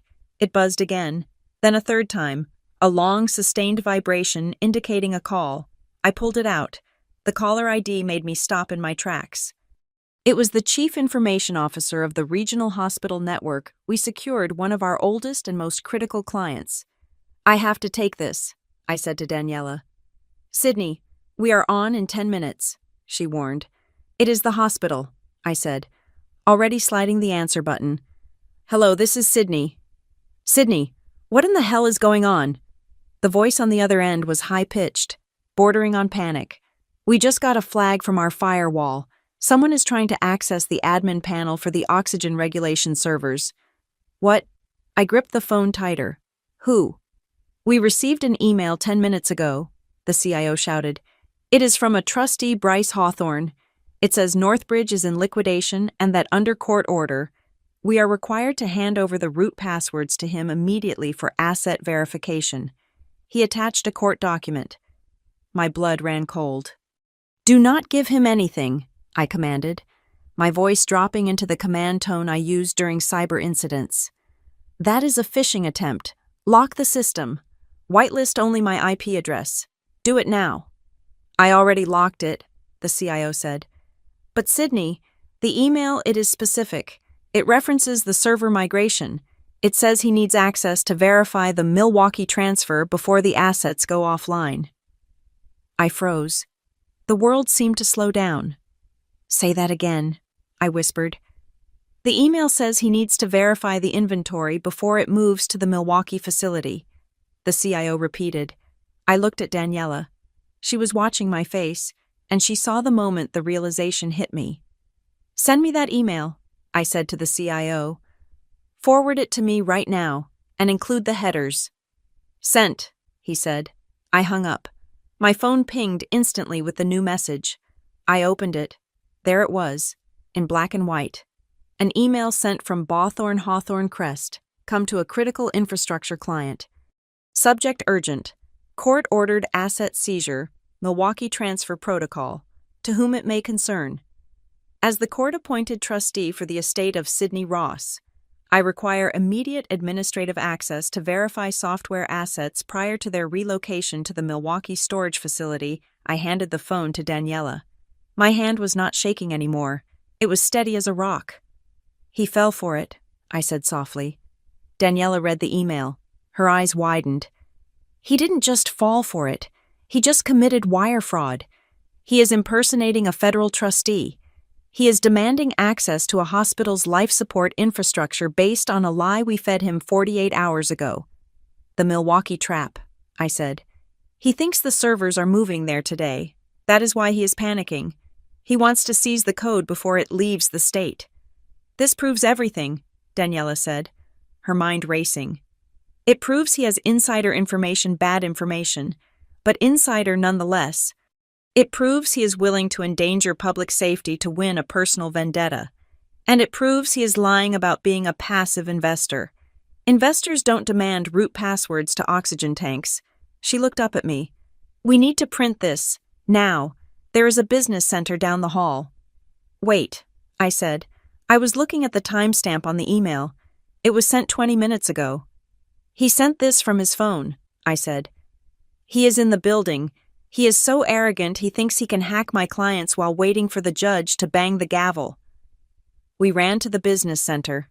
While the printer churned out 5 copies of the incriminating email, the smoking gun that carried the scent of my brother's desperation, I thought about the timeline. I had released the fake Milwaukee memo to my team 2 days ago. Bryce had the information today. That meant the leak was fast, direct. We gathered the fresh papers, hot from the printer, and marched back toward courtroom 7. The bailiff was just opening the doors. The gallery was filling up. My parents were already in the front row, looking somber and dignified.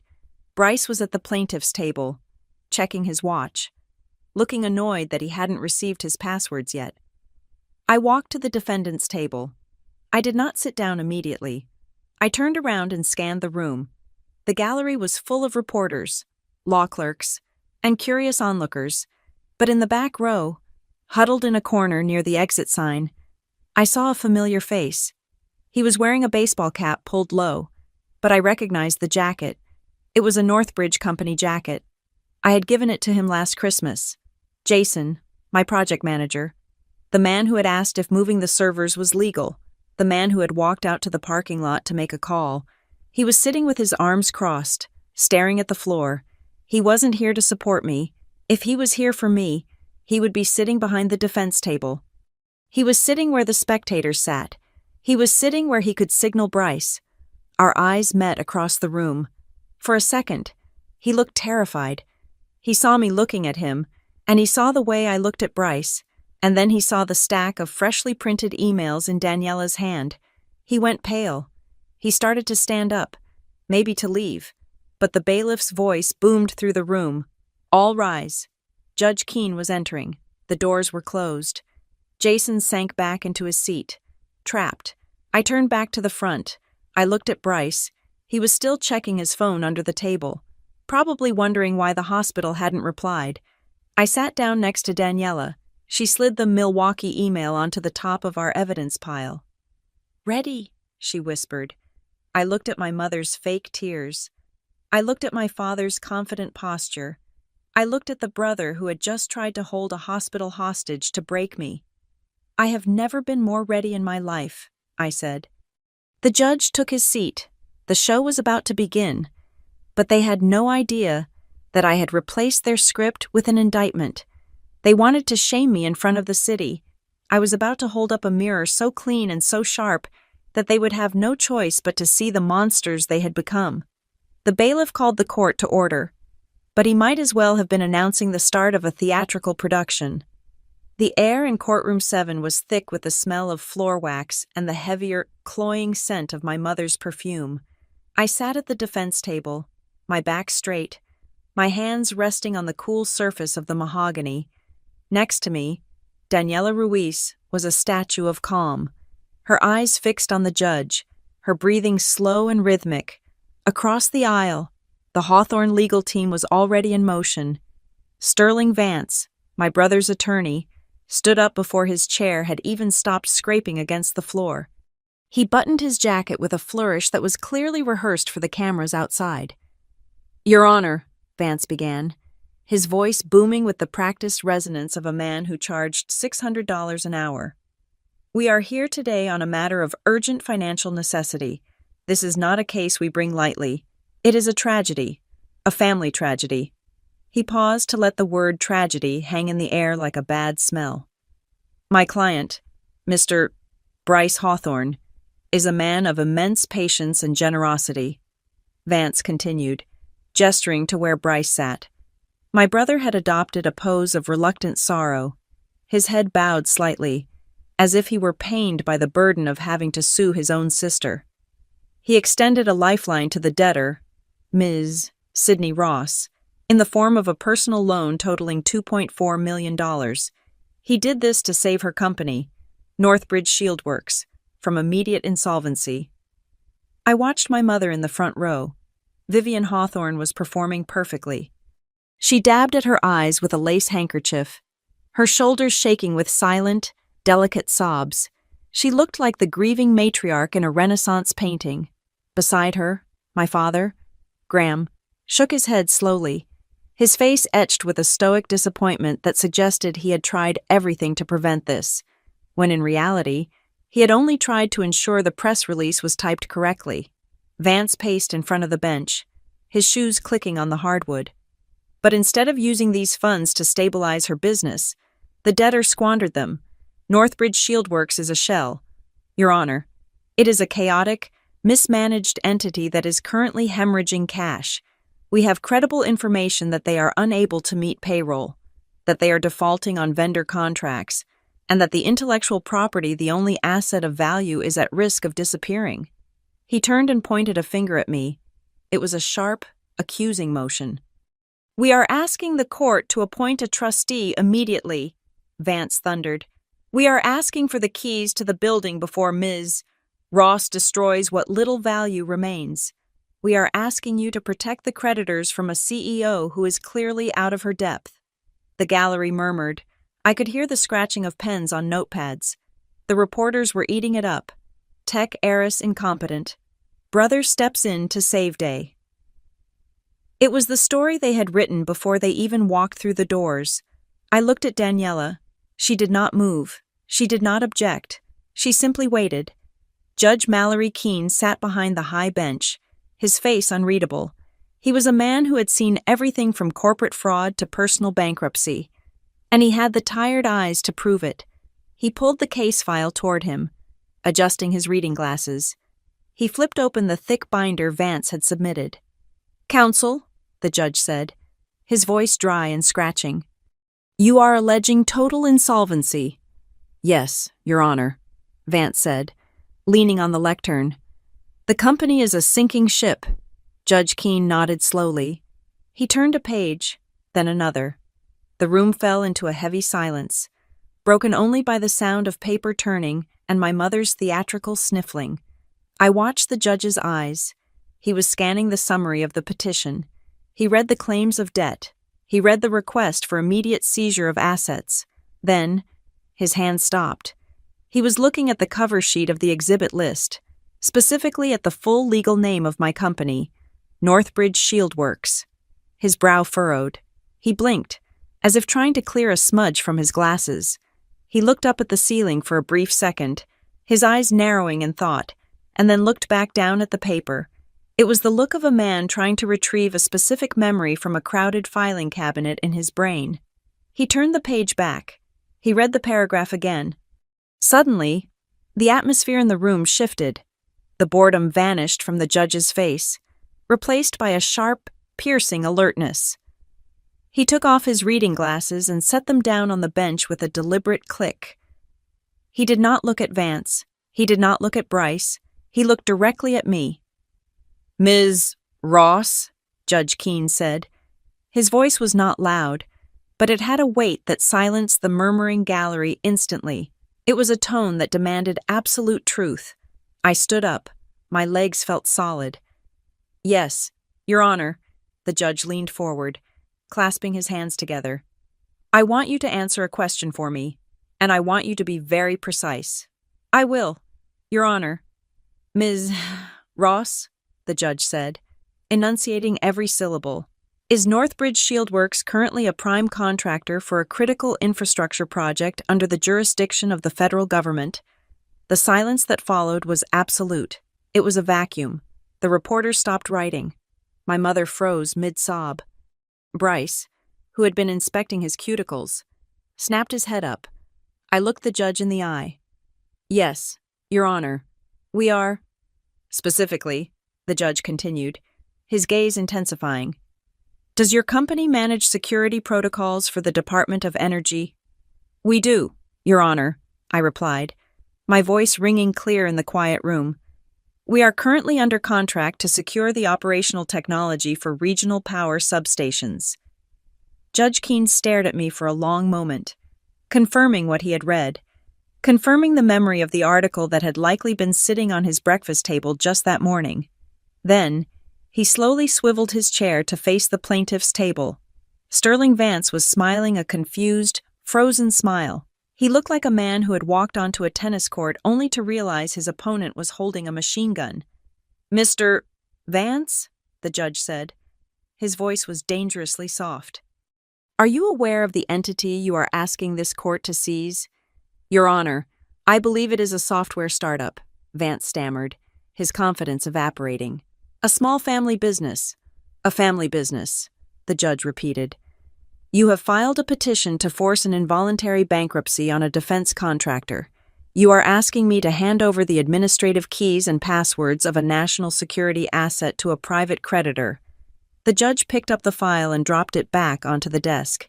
It made a loud, flat thud. "Do you have any idea," the judge asked, his voice rising, "what happens to a federal clearance when a contractor enters bankruptcy proceedings?"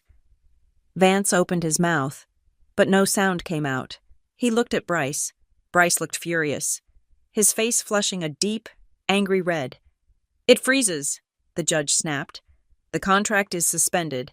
The security protocols are audited. The grid," he pointed a finger at the ceiling, "is left vulnerable." "Your Honor, we simply want to collect a debt." Vance tried to pivot. "The nature of the business is irrelevant to the debt owed to Mr. Hawthorne." "The nature of the business is entirely relevant when you are asking a federal court to interfere with it," Judge Keene barked. He motioned with his hand, a sharp, cutting gesture. "Counsel, both of you, approach the bench. Now." Daniela stood up smoothly. She did not look at me, but I saw the corner of her mouth twitch upward by a millimeter. She walked to the front of the room. Vance practically tripped over his own feet to join her. I sat alone at the table, feeling the eyes of the room on my back. The gallery was buzzing now. The reporters were typing frantically into their phones. The narrative of incompetent heiress had just crashed headfirst into the phrase national security. I watched the sidebar conference. Judge Keene was not whispering politely. He was leaning over the bench, his face inches from Vance's. I could not hear the words, but I could hear the hiss of his voice. He was pointing at the documents. He was pointing at Bryce. Vance was nodding rapidly, his face draining of color until it matched his white shirt collar. His hands were shaking. He tried to say something, pointing back at his client, but the judge cut him off with a look that could have stripped paint from a wall. Bryce was shifting in his seat. He looked around, trying to catch his lawyer's eye, but Vance refused to look back. For the first time, the golden boy looked small. He looked like a child who had broken a vase and was waiting for his father to find the pieces.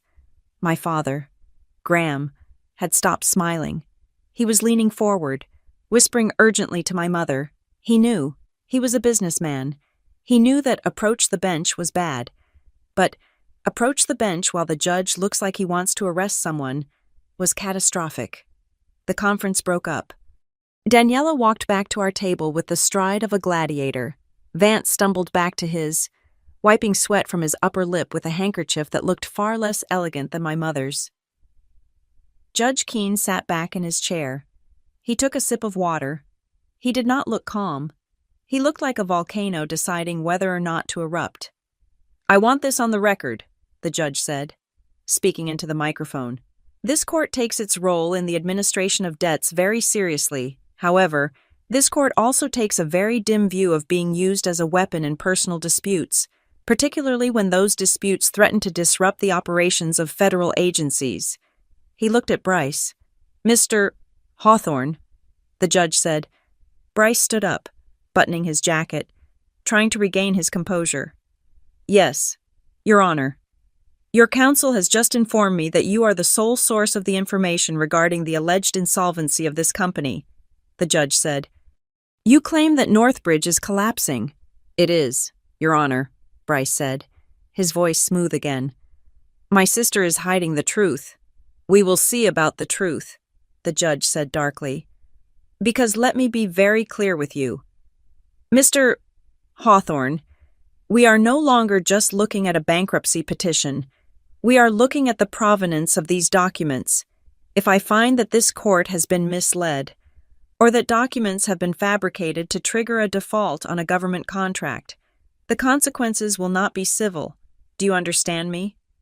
"I don't understand, Your Honor," Bryce said, his brow furrowing. "I am the creditor here." "The consequences," the judge repeated, leaning forward, "will be criminal, perjury, fraud upon the court, and potentially interference with federal operations." The word criminal hung in the air like a guillotine blade. Bryce stopped. His mouth stayed slightly open. The smirk, the arrogant tilt of his head, the look of the aggrieved brother, it all vanished. For the first time in his life, Bryce Hawthorne looked at a person in authority and realized that his last name was not a shield. He sat down slowly. He looked at Vance, but Vance was staring at his shoes. I watched them. I watched the fear take root in their eyes. They had come here to strip me naked in front of the world. They had come to laugh as my company was torn apart. But the judge's question had changed the light in the room. It was no longer a spotlight on my failure. It was an interrogation lamp pointed directly at their fraud. Daniela leaned over to me. "He opened the door," she whispered. "Now, we walk through it." "Ms. Ruiz," the judge said, turning to my lawyer, "you may proceed with your defense, and I suggest you start by explaining why a solvent defense contractor is sitting in my bankruptcy court." Daniela stood up. She picked up the first of our binders. She picked up the stack of forensic reports. And she picked up the email, the one Bryce had sent to the hospital 20 minutes ago. "Thank you, Your Honor," Daniela said. "We intend to do exactly that, and we intend to show that this petition was not filed to collect a debt. It was filed to facilitate a hostile takeover based on stolen, and ultimately false, information." She walked to the podium. The room was silent, but it was a different kind of silence than before. It was the silence of a predator having realized that the prey was armed. I looked at Jason in the back row. He had pulled his cap down even lower. trying to disappear into the wood of the bench. He knew what was coming. I looked at my mother. She had stopped crying. She was staring at the judge with wide, terrified eyes, her hands clutching her purse so tightly her knuckles were white. She had stamped that document. She had put her name on the line. And now, the judge was talking about prison. I took a deep breath. The air in the courtroom didn't smell like perfume anymore. It smelled like ozone. It smelled like the storm had finally broken.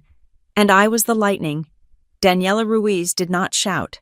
She did not pound the table. She simply walked to the center of the room, positioned the projector screen so the entire gallery could see, and began to dismantle the Hawthorne family myth, piece by agonizing piece. "Your Honor," Daniela said, her voice cool and measured. "The plaintiff's entire case rests on a single document, the so-called Strategic Investment Agreement. They claim this document proves a debt. We claim it proves a crime." She clicked a remote. A blown-up image of the signature page appeared on the screen. On the left was the signature from Bryce's document. On the right were 20 different samples of my actual signature taken from tax returns, driver's licenses, and verified contracts over the last 10 years. "If you look at the exhibit on the right," Daniela explained, using a laser pointer, "you will see that Ms. Ross writes with a heavy downstroke on the capital S and a fluid, unbroken loop on the double S in Ross. It is a rapid, muscle memory motion." She moved the red dot to the forgery on the left. "Now look at the plaintiff's document. The ink density is uniform. There are microscopic pauses, hesitation marks where the pen lifted ever so slightly. This was not written. It was drawn. It is a tracing of a signature from a birthday card Ross sent to her brother 5 years ago. We have the original card in our possession, and when overlaid, they are a 100% match. No person signs their name identically twice. Only a photocopier does that." Bryce shifted in his seat, tugging at his collar. His lawyer, Vance, was furiously writing notes, but he looked like a man rearranging deck chairs on the Titanic. "But the forgery is lazy," Daniela continued, clicking to the next slide. "Mr. Hawthorne claims to be a sophisticated investor, yet the document is riddled with errors that no actual investor would make. Errors that a hoodie-wearing hobbyist, as he likes to call my client, would spot in seconds." The screen changed to the banking details section of the contract. "The routing number listed for the wire transfer is 9 digits, Daniela said. "But the checksum, the mathematical algorithm used by the Federal Reserve to validate banks, fails. This number does not exist. It is a random string of digits typed by someone who has never actually wired money from a commercial account." She turned to the judge. "And even if the number were real, the money was not. We subpoenaed Mr. Hawthorne's personal and business accounts for the month of October, 2022, at the exact moment he claims to have wired $2.4 million to save my client." Daniela paused for effect. "His primary checking account was overdrawn by $400.50. A ripple of laughter went through the back of the room. It was a nervous, shocked laughter. The golden boy of Lake Forest, the heir apparent, was broke. Or at least, he was cash poor and pretending to be a tycoon. Bryce's face turned a violent shade of crimson.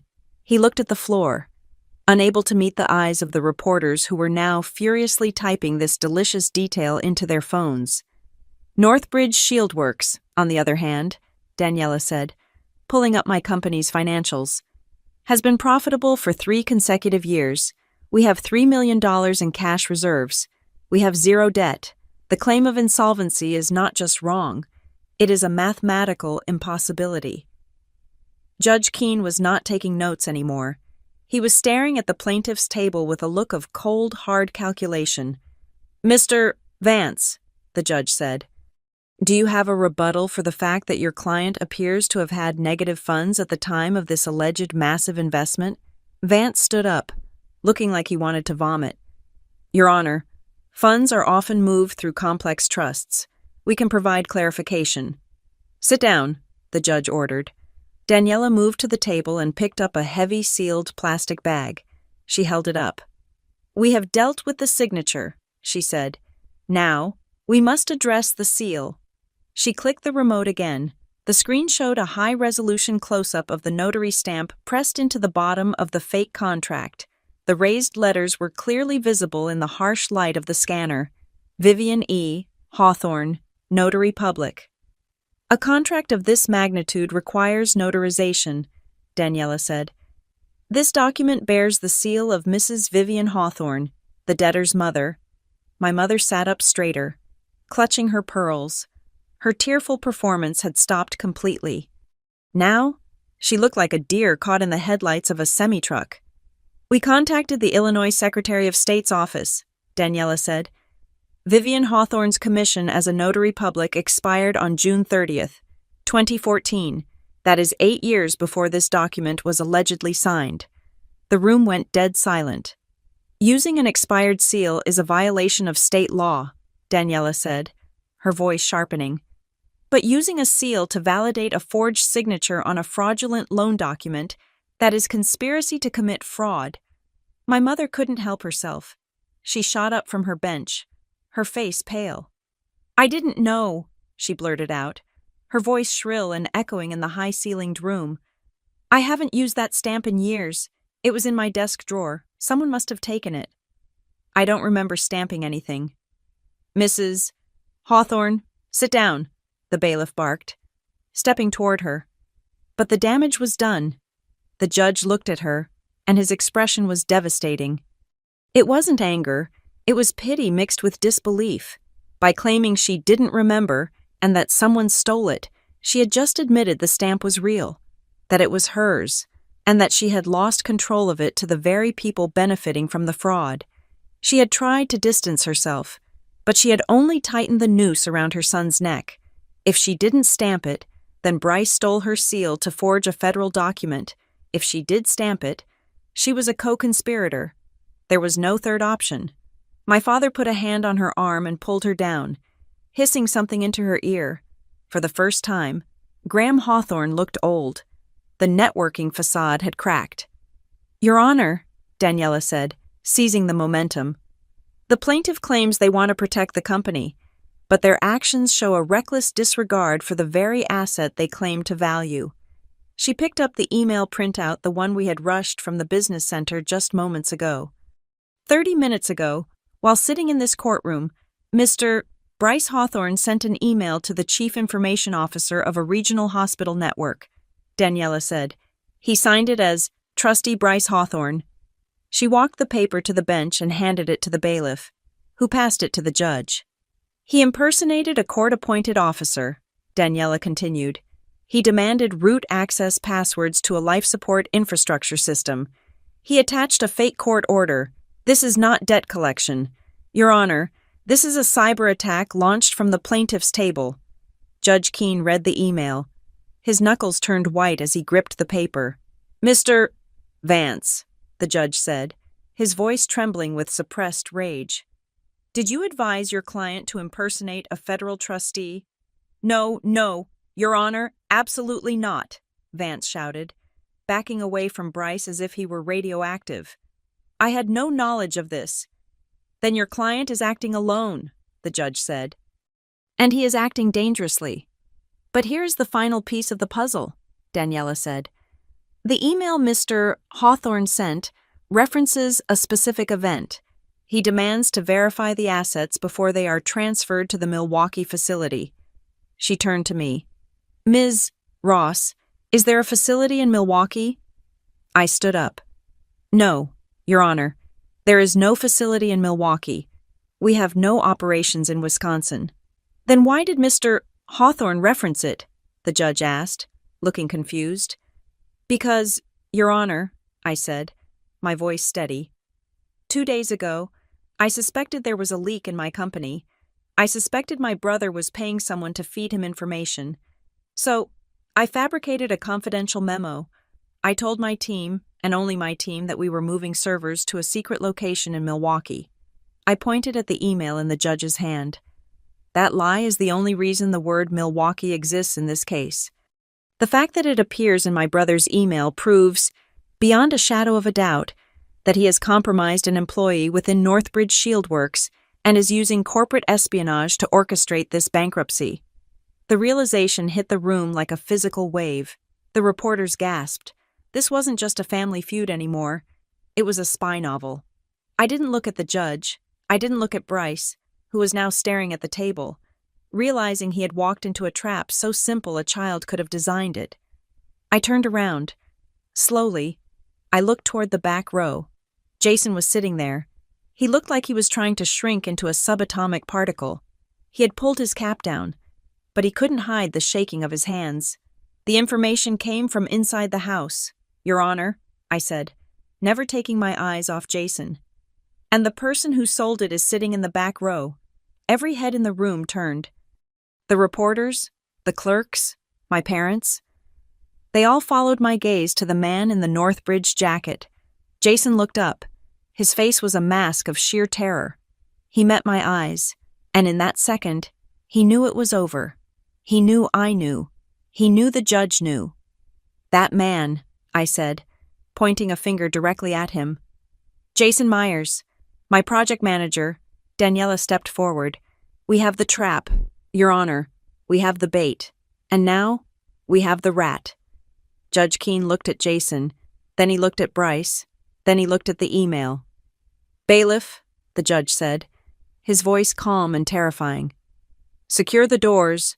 No one leaves this room. Bryce looked up, panic finally breaking through his veneer of arrogance. Your Honor, this is a misunderstanding. I heard about Milwaukee from a source.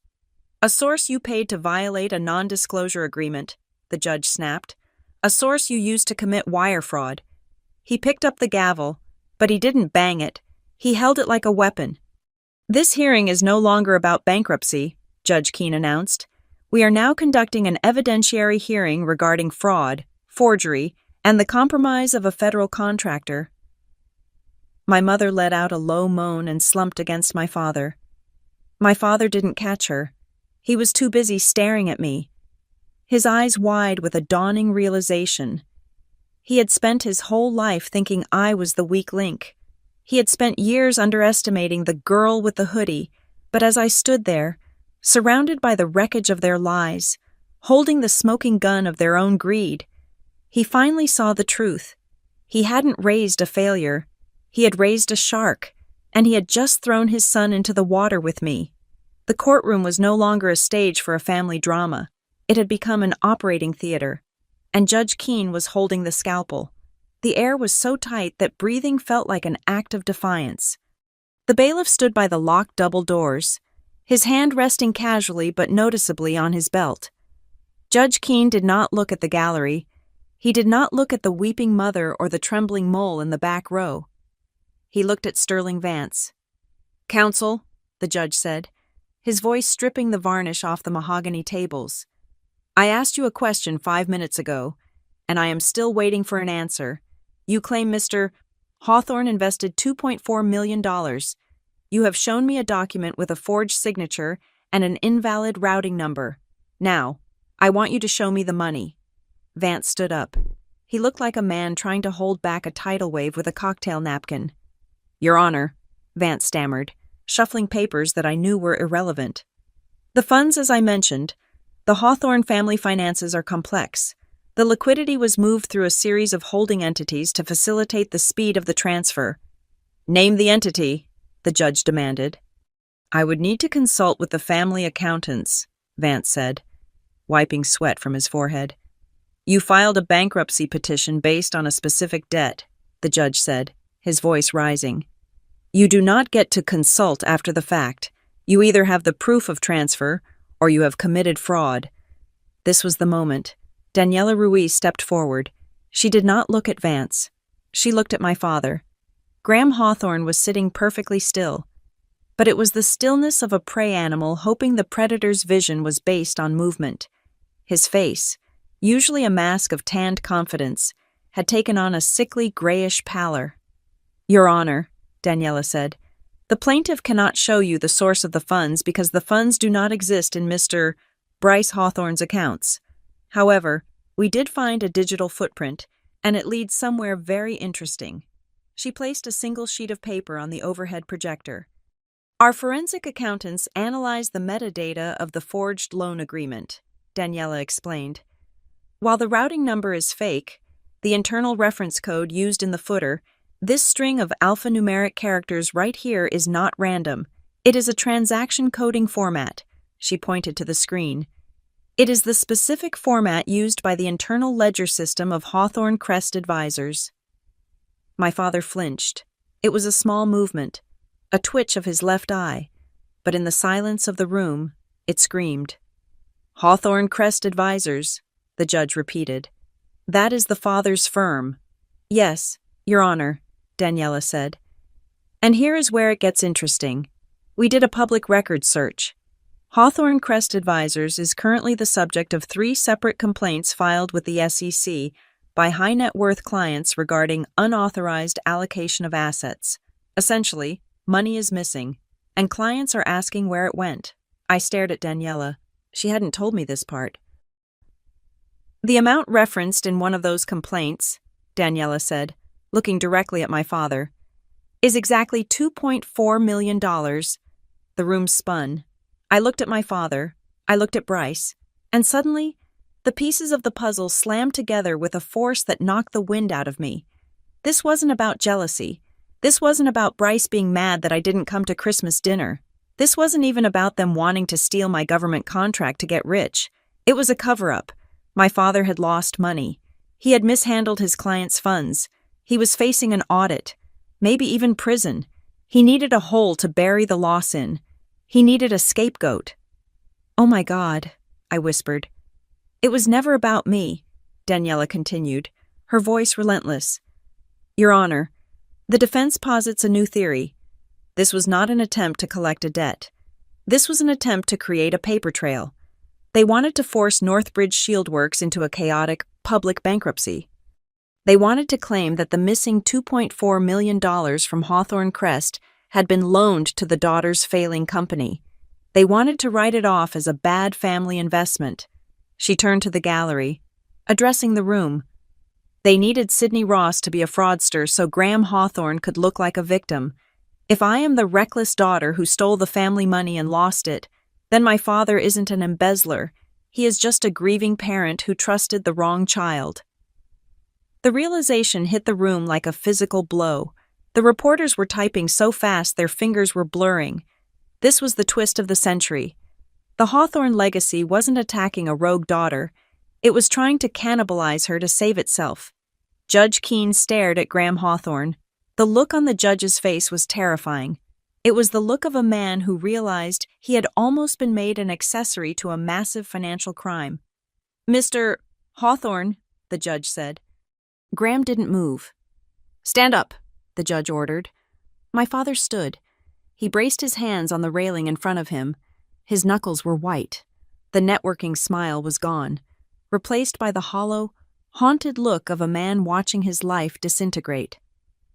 Mr. Hawthorne, the judge said, his voice ice-cold. You are an officer of the court in your capacity as a licensed financial fiduciary. You have heard the allegations. Did you knowingly draft or approve the use of this forged document to hide assets from your own firm? Graham licked his lips. He looked at Bryce.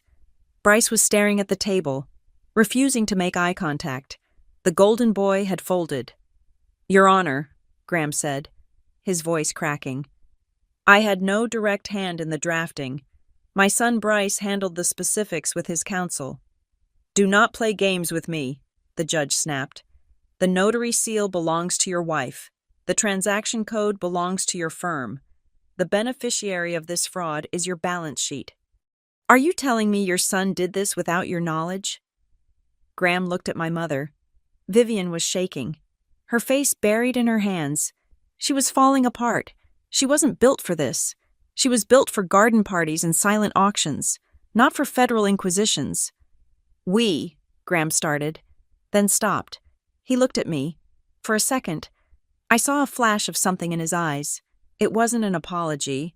It was anger. He was angry that I hadn't just taken the fall. He was angry that I had fought back. We just needed time, Graham blurted out.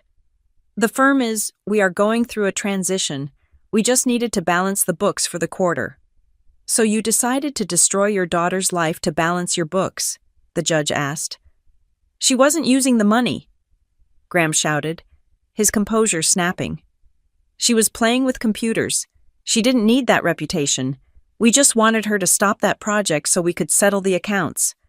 The room went deadly silent. Graham froze. He realized what he had just said. We just wanted her to stop that project. Daniela pointed a finger at him like a loaded gun. Objection, she shouted, though no question was on the floor. Admission, he just admitted, on the record, that the goal was to stop the project, to stop a federal infrastructure project. Judge Keene's eyes widened. I heard it, he said.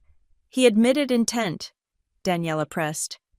He admitted that the bankruptcy was a tool to halt my client's operations. That is tortious interference. That is conspiracy. Graham slumped back onto the bench. He looked like he had been shot. He had tried to frame it as a financial necessity, but in his panic, he had admitted the tactical goal: stop Sydney, stop the contract, create the chaos. Judge Keene turned to the court reporter. I want that last statement transcribed verbatim. Highlight it. Then he looked at the bailiff. Secure the room. I mean it. If anyone tries to leave, arrest them for contempt. My mother, Vivian, let out a wail. It wasn't a theatrical sob this time. It was a guttural sound of pure terror. Graham, what did you say, Graham? Fix this. Quiet, the judge roared. He turned his gaze to the back of the room, to the corner where Jason Myers was trying to become invisible. And now, the judge said, his voice dropping to a low, dangerous rumble, we are going to address the mechanics of this conspiracy, because Mr. Hawthorne could not have known when to strike without a map. He pointed at Jason. You, in the Northbridge jacket, stand up. Jason didn't move at first. He looked paralyzed. The bailiff took 2 steps toward him, and that was enough. Jason scrambled to his feet. He looked young, terrified, and pathetic. State your name, the judge ordered. Jason Myers, he whispered. Speak up. Jason Myers, he yelled, his voice breaking. Mr. Myers, the judge said, you have been identified by the defendant as an employee of Northbridge Shield Works. Is this true? Yes, Your Honor. Did you communicate with the plaintiff, Bryce Hawthorne, regarding the internal operations of your employer? Jason looked at me. I didn't look away. I didn't give him the satisfaction of seeing me hurt. I looked at him with the cold indifference of a stranger. Jason looked at Bryce. Bryce was staring at the table, defeated. There was no help coming from the Hawthorne table today. He promised me a job, Jason blurted out. He said Northbridge was going under anyway. He said Sydney was running it into the ground. He told me if I helped them time the filing, if I gave them the dates for the government contract, he would give me a vice president position at Hawthorne Crest. A gasp went through the gallery. A vice president position, the judge repeated, shaking his head in disbelief. You sold out a national security contractor for a job title at a firm that is currently under investigation for embezzlement. The irony hung in the air. Jason had betrayed me to jump onto a sinking ship. He had traded his integrity for a ticket on the Titanic after it had already hit the iceberg. I didn't know, Jason cried. I didn't know about the fraud I just wanted. I have student loans. He offered me $150,000 a year. You accepted a bribe to facilitate corporate espionage, the judge corrected him. You are not a victim. Mr. Myers, you are a co-conspirator. The judge turned back to the front of the room. He looked at the wreckage of the Hawthorne family. My mother was weeping into her hands. My father was staring into the middle distance, seeing his career burn to ash. Bryce was shrinking into his suit, a small boy in a man's clothes. And I stood there. I stood there and felt nothing. The anger was gone. The fear was gone. All that was left was a profound sense of clarity. They weren't powerful. They weren't giants. They were just desperate, greedy people who had underestimated the one person they should have feared the most. Judge Keene picked up his gavel. He didn't bang it. He held it, looking at the scene before him. I have heard enough, the judge said. In 30 years on the bench, I have seen greed, I have seen malice, but I have rarely seen a family so willing to devour its own child to cover its own crimes. He looked at me. Ms. Ross, he said softly, I apologize that your court system was used as a stage for this farce. Then, his face hardened into stone. But the show is over. Now comes the judgment. The silence that descended upon Courtroom 7 was not the silence of peace. It was the heavy, suffocating silence of a vacuum just before the air rushes back in to cause an explosion. Judge Mallory Keene did not reach for his gavel immediately. He sat with his hands clasped over the mountain of evidence that Daniela had stacked on his bench: the forged contract, the forensic analysis of the fake routing number, the expired notary seal, and the email that proved my brother had tried to hold a hospital hostage. He looked at the Hawthorne table. My father, Graham, was slumped over, his face gray. My mother, Vivian, was staring at her hands as if they belonged to a stranger. Bryce was vibrating with a mix of terror and impotent rage, his eyes darting around the room like a trapped animal. When the judge finally spoke, his voice was low, devoid of the earlier sarcasm. It was the voice of the federal government, cold and absolute. I have sat on this bench for 22 years, Judge Keene said. I have presided over bankruptcies caused by market crashes, by poor management, and by bad luck. But I have never, in 2 decades, presided over a case where the bankruptcy system was weaponized as an instrument of personal destruction. He picked up the petition, the document Bryce had filed to destroy me. The court finds that this petition was filed in bad faith, the judge declared. But calling it bad faith is a kindness this plaintiff does not deserve. This file is a fabrication. It is a fraud.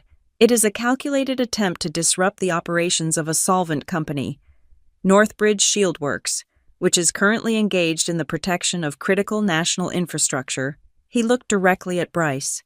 You did not come here seeking relief, Mr. Hawthorne. You came here seeking sabotage. You forged documents. You utilized an expired notary seal belonging to your mother. You bribed an employee to violate his non-disclosure agreement. And most egregiously, you impersonated a federal trustee to attempt to breach the security of a hospital network. Bryce opened his mouth, but no sound came out. Accordingly, the judge continued, his voice rising, I am dismissing this involuntary bankruptcy petition effective immediately. Sterling Vance, Bryce's lawyer, let out a small sigh of relief, likely thinking the nightmare was over. He was wrong. And, the judge added, sharpening his tone, I am dismissing it with prejudice. That means, Mr. Hawthorne, that you are permanently barred from filing any claim against Ms. Ross or Northbridge Shield Works regarding this alleged debt ever again. You cannot refile. You cannot sue in state court. This debt is judicially determined to be a fiction. The judge then turned to the bailiff. Furthermore, this court is retaining custody of all exhibits presented today.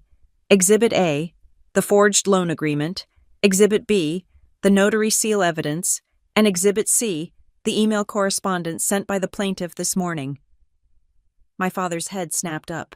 He knew what was coming.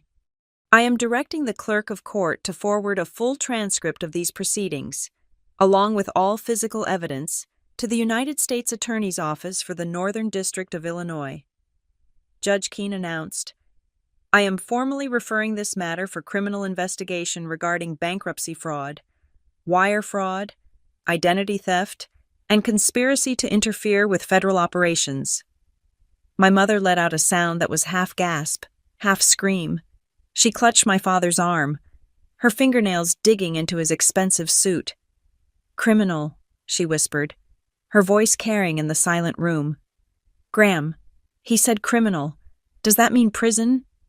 Graham did not answer her. He couldn't. He was watching his own life flash before his eyes. The investigation wouldn't stop with Bryce. It would follow the money. It would lead back to the missing $2.4 million at Hawthorne Crest Advisors. It would lead to the audit he was so desperate to avoid.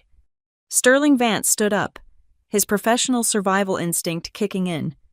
Your Honor, if I may, regarding the referral, my client was acting under extreme emotional duress. Sit down. Mr. Vance, the judge cut him off. You brought a theater stage into my courtroom and expected me to call it the law. You are lucky I am not sanctioning you personally for bringing this case without due diligence. Vance sat down so hard his chair skidded backward, but Bryce could not take it. The pressure that had been building inside him, the realization that he had lost, that he was broke, that he was going to be investigated, and worst of all, that I had won, finally caused him to snap. He jumped to his feet, slamming his hands on the table. "It is not fair," Bryce shouted. His face twisted into a mask of ugly, spoiled entitlement. "She is the one who ruined everything. It is my money. It is my family's money. She was supposed to fail." "Mr. Hawthorne, silence." The bailiff stepped forward, hand on his taser. "I just wanted her dragged down," Bryce screamed, pointing a shaking finger at me. "She thinks she is so special with her little company. I just wanted her to know her place. I wanted to break her." The confession rang through the courtroom, echoing off the high ceiling. I wanted to break her. It was the final nail. He had admitted it. It wasn't about the money. It wasn't about the debt. It was about pure, unadulterated malice. Judge Keene looked at Bryce with an expression of utter disgust. "Let the record reflect," the judge said quietly, "that the plaintiff has openly admitted his motivation was malicious intent to harm the defendant. Marshal, please escort Mr. Hawthorne and his counsel out of my courtroom, and ensure Mr. Myers in the back row is detained for questioning by the federal agents, who I assume are already on their way." Jason, the mole, put his head in his hands and began to sob. I watched as the marshals moved in. Bryce looked at me one last time as they guided him toward the side exit. The arrogance was gone. The hate was gone. There was only fear. He looked like a child who had set a fire and suddenly realized he was trapped in the burning house. My mother collapsed onto the bench, weeping uncontrollably. My father stood there, staring at the empty space where his son had been. He looked like a man who had been hollowed out. The Hawthorne dynasty, built on appearances and handshakes, had crumbled in less than 2 hours. The judge turned to me. His face softened slightly. "Ms. Ross," he said, "you are free to go, and on behalf of the court, I wish you luck with your government contract. It seems the country is in capable hands." I did not cheer. I did not smile. I did not pump my fist in the air. I simply stood up. I buttoned my blazer. I turned to Daniela Ruiz, whose eyes were shining with the thrill of the kill. "Thank you, Daniela," I said softly. "We did it," she whispered. "We really did it." I began to gather my files. I packed the binders. I packed the forensic reports. I moved with the slow, deliberate calm of a person who has walked through a hurricane and learned how to breathe in the thunder. I was not the same woman who had walked in here terrified this morning. I was forged in this fire. We turned to leave. The gallery parted for us. The reporters, usually loud and aggressive, were silent as I walked past. They knew they had just witnessed something rare, not a scandal, but a reckoning. I pushed open the heavy wooden doors and stepped out into the marble hallway. The air out here felt different, lighter. "Sydney." The voice was ragged. I stopped. I didn't turn around immediately. I knew that voice. It was the voice that had told me I would fail. It was the voice that had dismissed my dreams as a hobby. I turned slowly. Graham Hawthorne was standing by the courtroom doors. My mother was behind him, dabbing her eyes, looking at me with a mixture of fear and desperation. My father took a step toward me. He looked smaller than I had ever seen him. The suit didn't fit him right anymore. "Sydney," he said, his voice trembling. "Please, we need to talk. We can fix this. We can call the lawyers off. We are family. You can't let them take Bryce. You can't let them look into the firm." He reached a hand out. "Daughter, please." I looked at his hand. It was the same hand that had signed the checks for Bryce's cars while I was eating instant noodles. It was the same hand that had patted me on the head and told me to go work in compliance. I looked him in the eye. "I am not your daughter today. Graham," I said. I am the CEO of Northbridge Shieldworks. Sydney, don't do this, my mother wailed. We are your parents. If you were my parents, I said, my voice steady and cold as steel, you would have been proud of me. You wouldn't have hired a stranger to destroy me. I took a step back, putting distance between us. And just so we are clear, I said, delivering the final truth that had been burning in my chest for 8 years. Families argue at dinner, families fight over holidays, but families do not hire lawyers to bankrupt each other in front of the entire city. I turned away. Sydney, he called out again, his voice breaking. I didn't stop. I didn't slow down. I walked toward the revolving doors where the gray light of Chicago awaited. Behind me, the cameras were flashing, capturing the image of the Hawthorne parents standing alone in the hallway, looking at the back of the child they had thrown away. I walked out into the cool air. The wind hit my face, and for the first time in my life, it didn't feel cold. It felt fresh. It felt like the future. I had walked into that building as a defendant. I was walking out as a victor.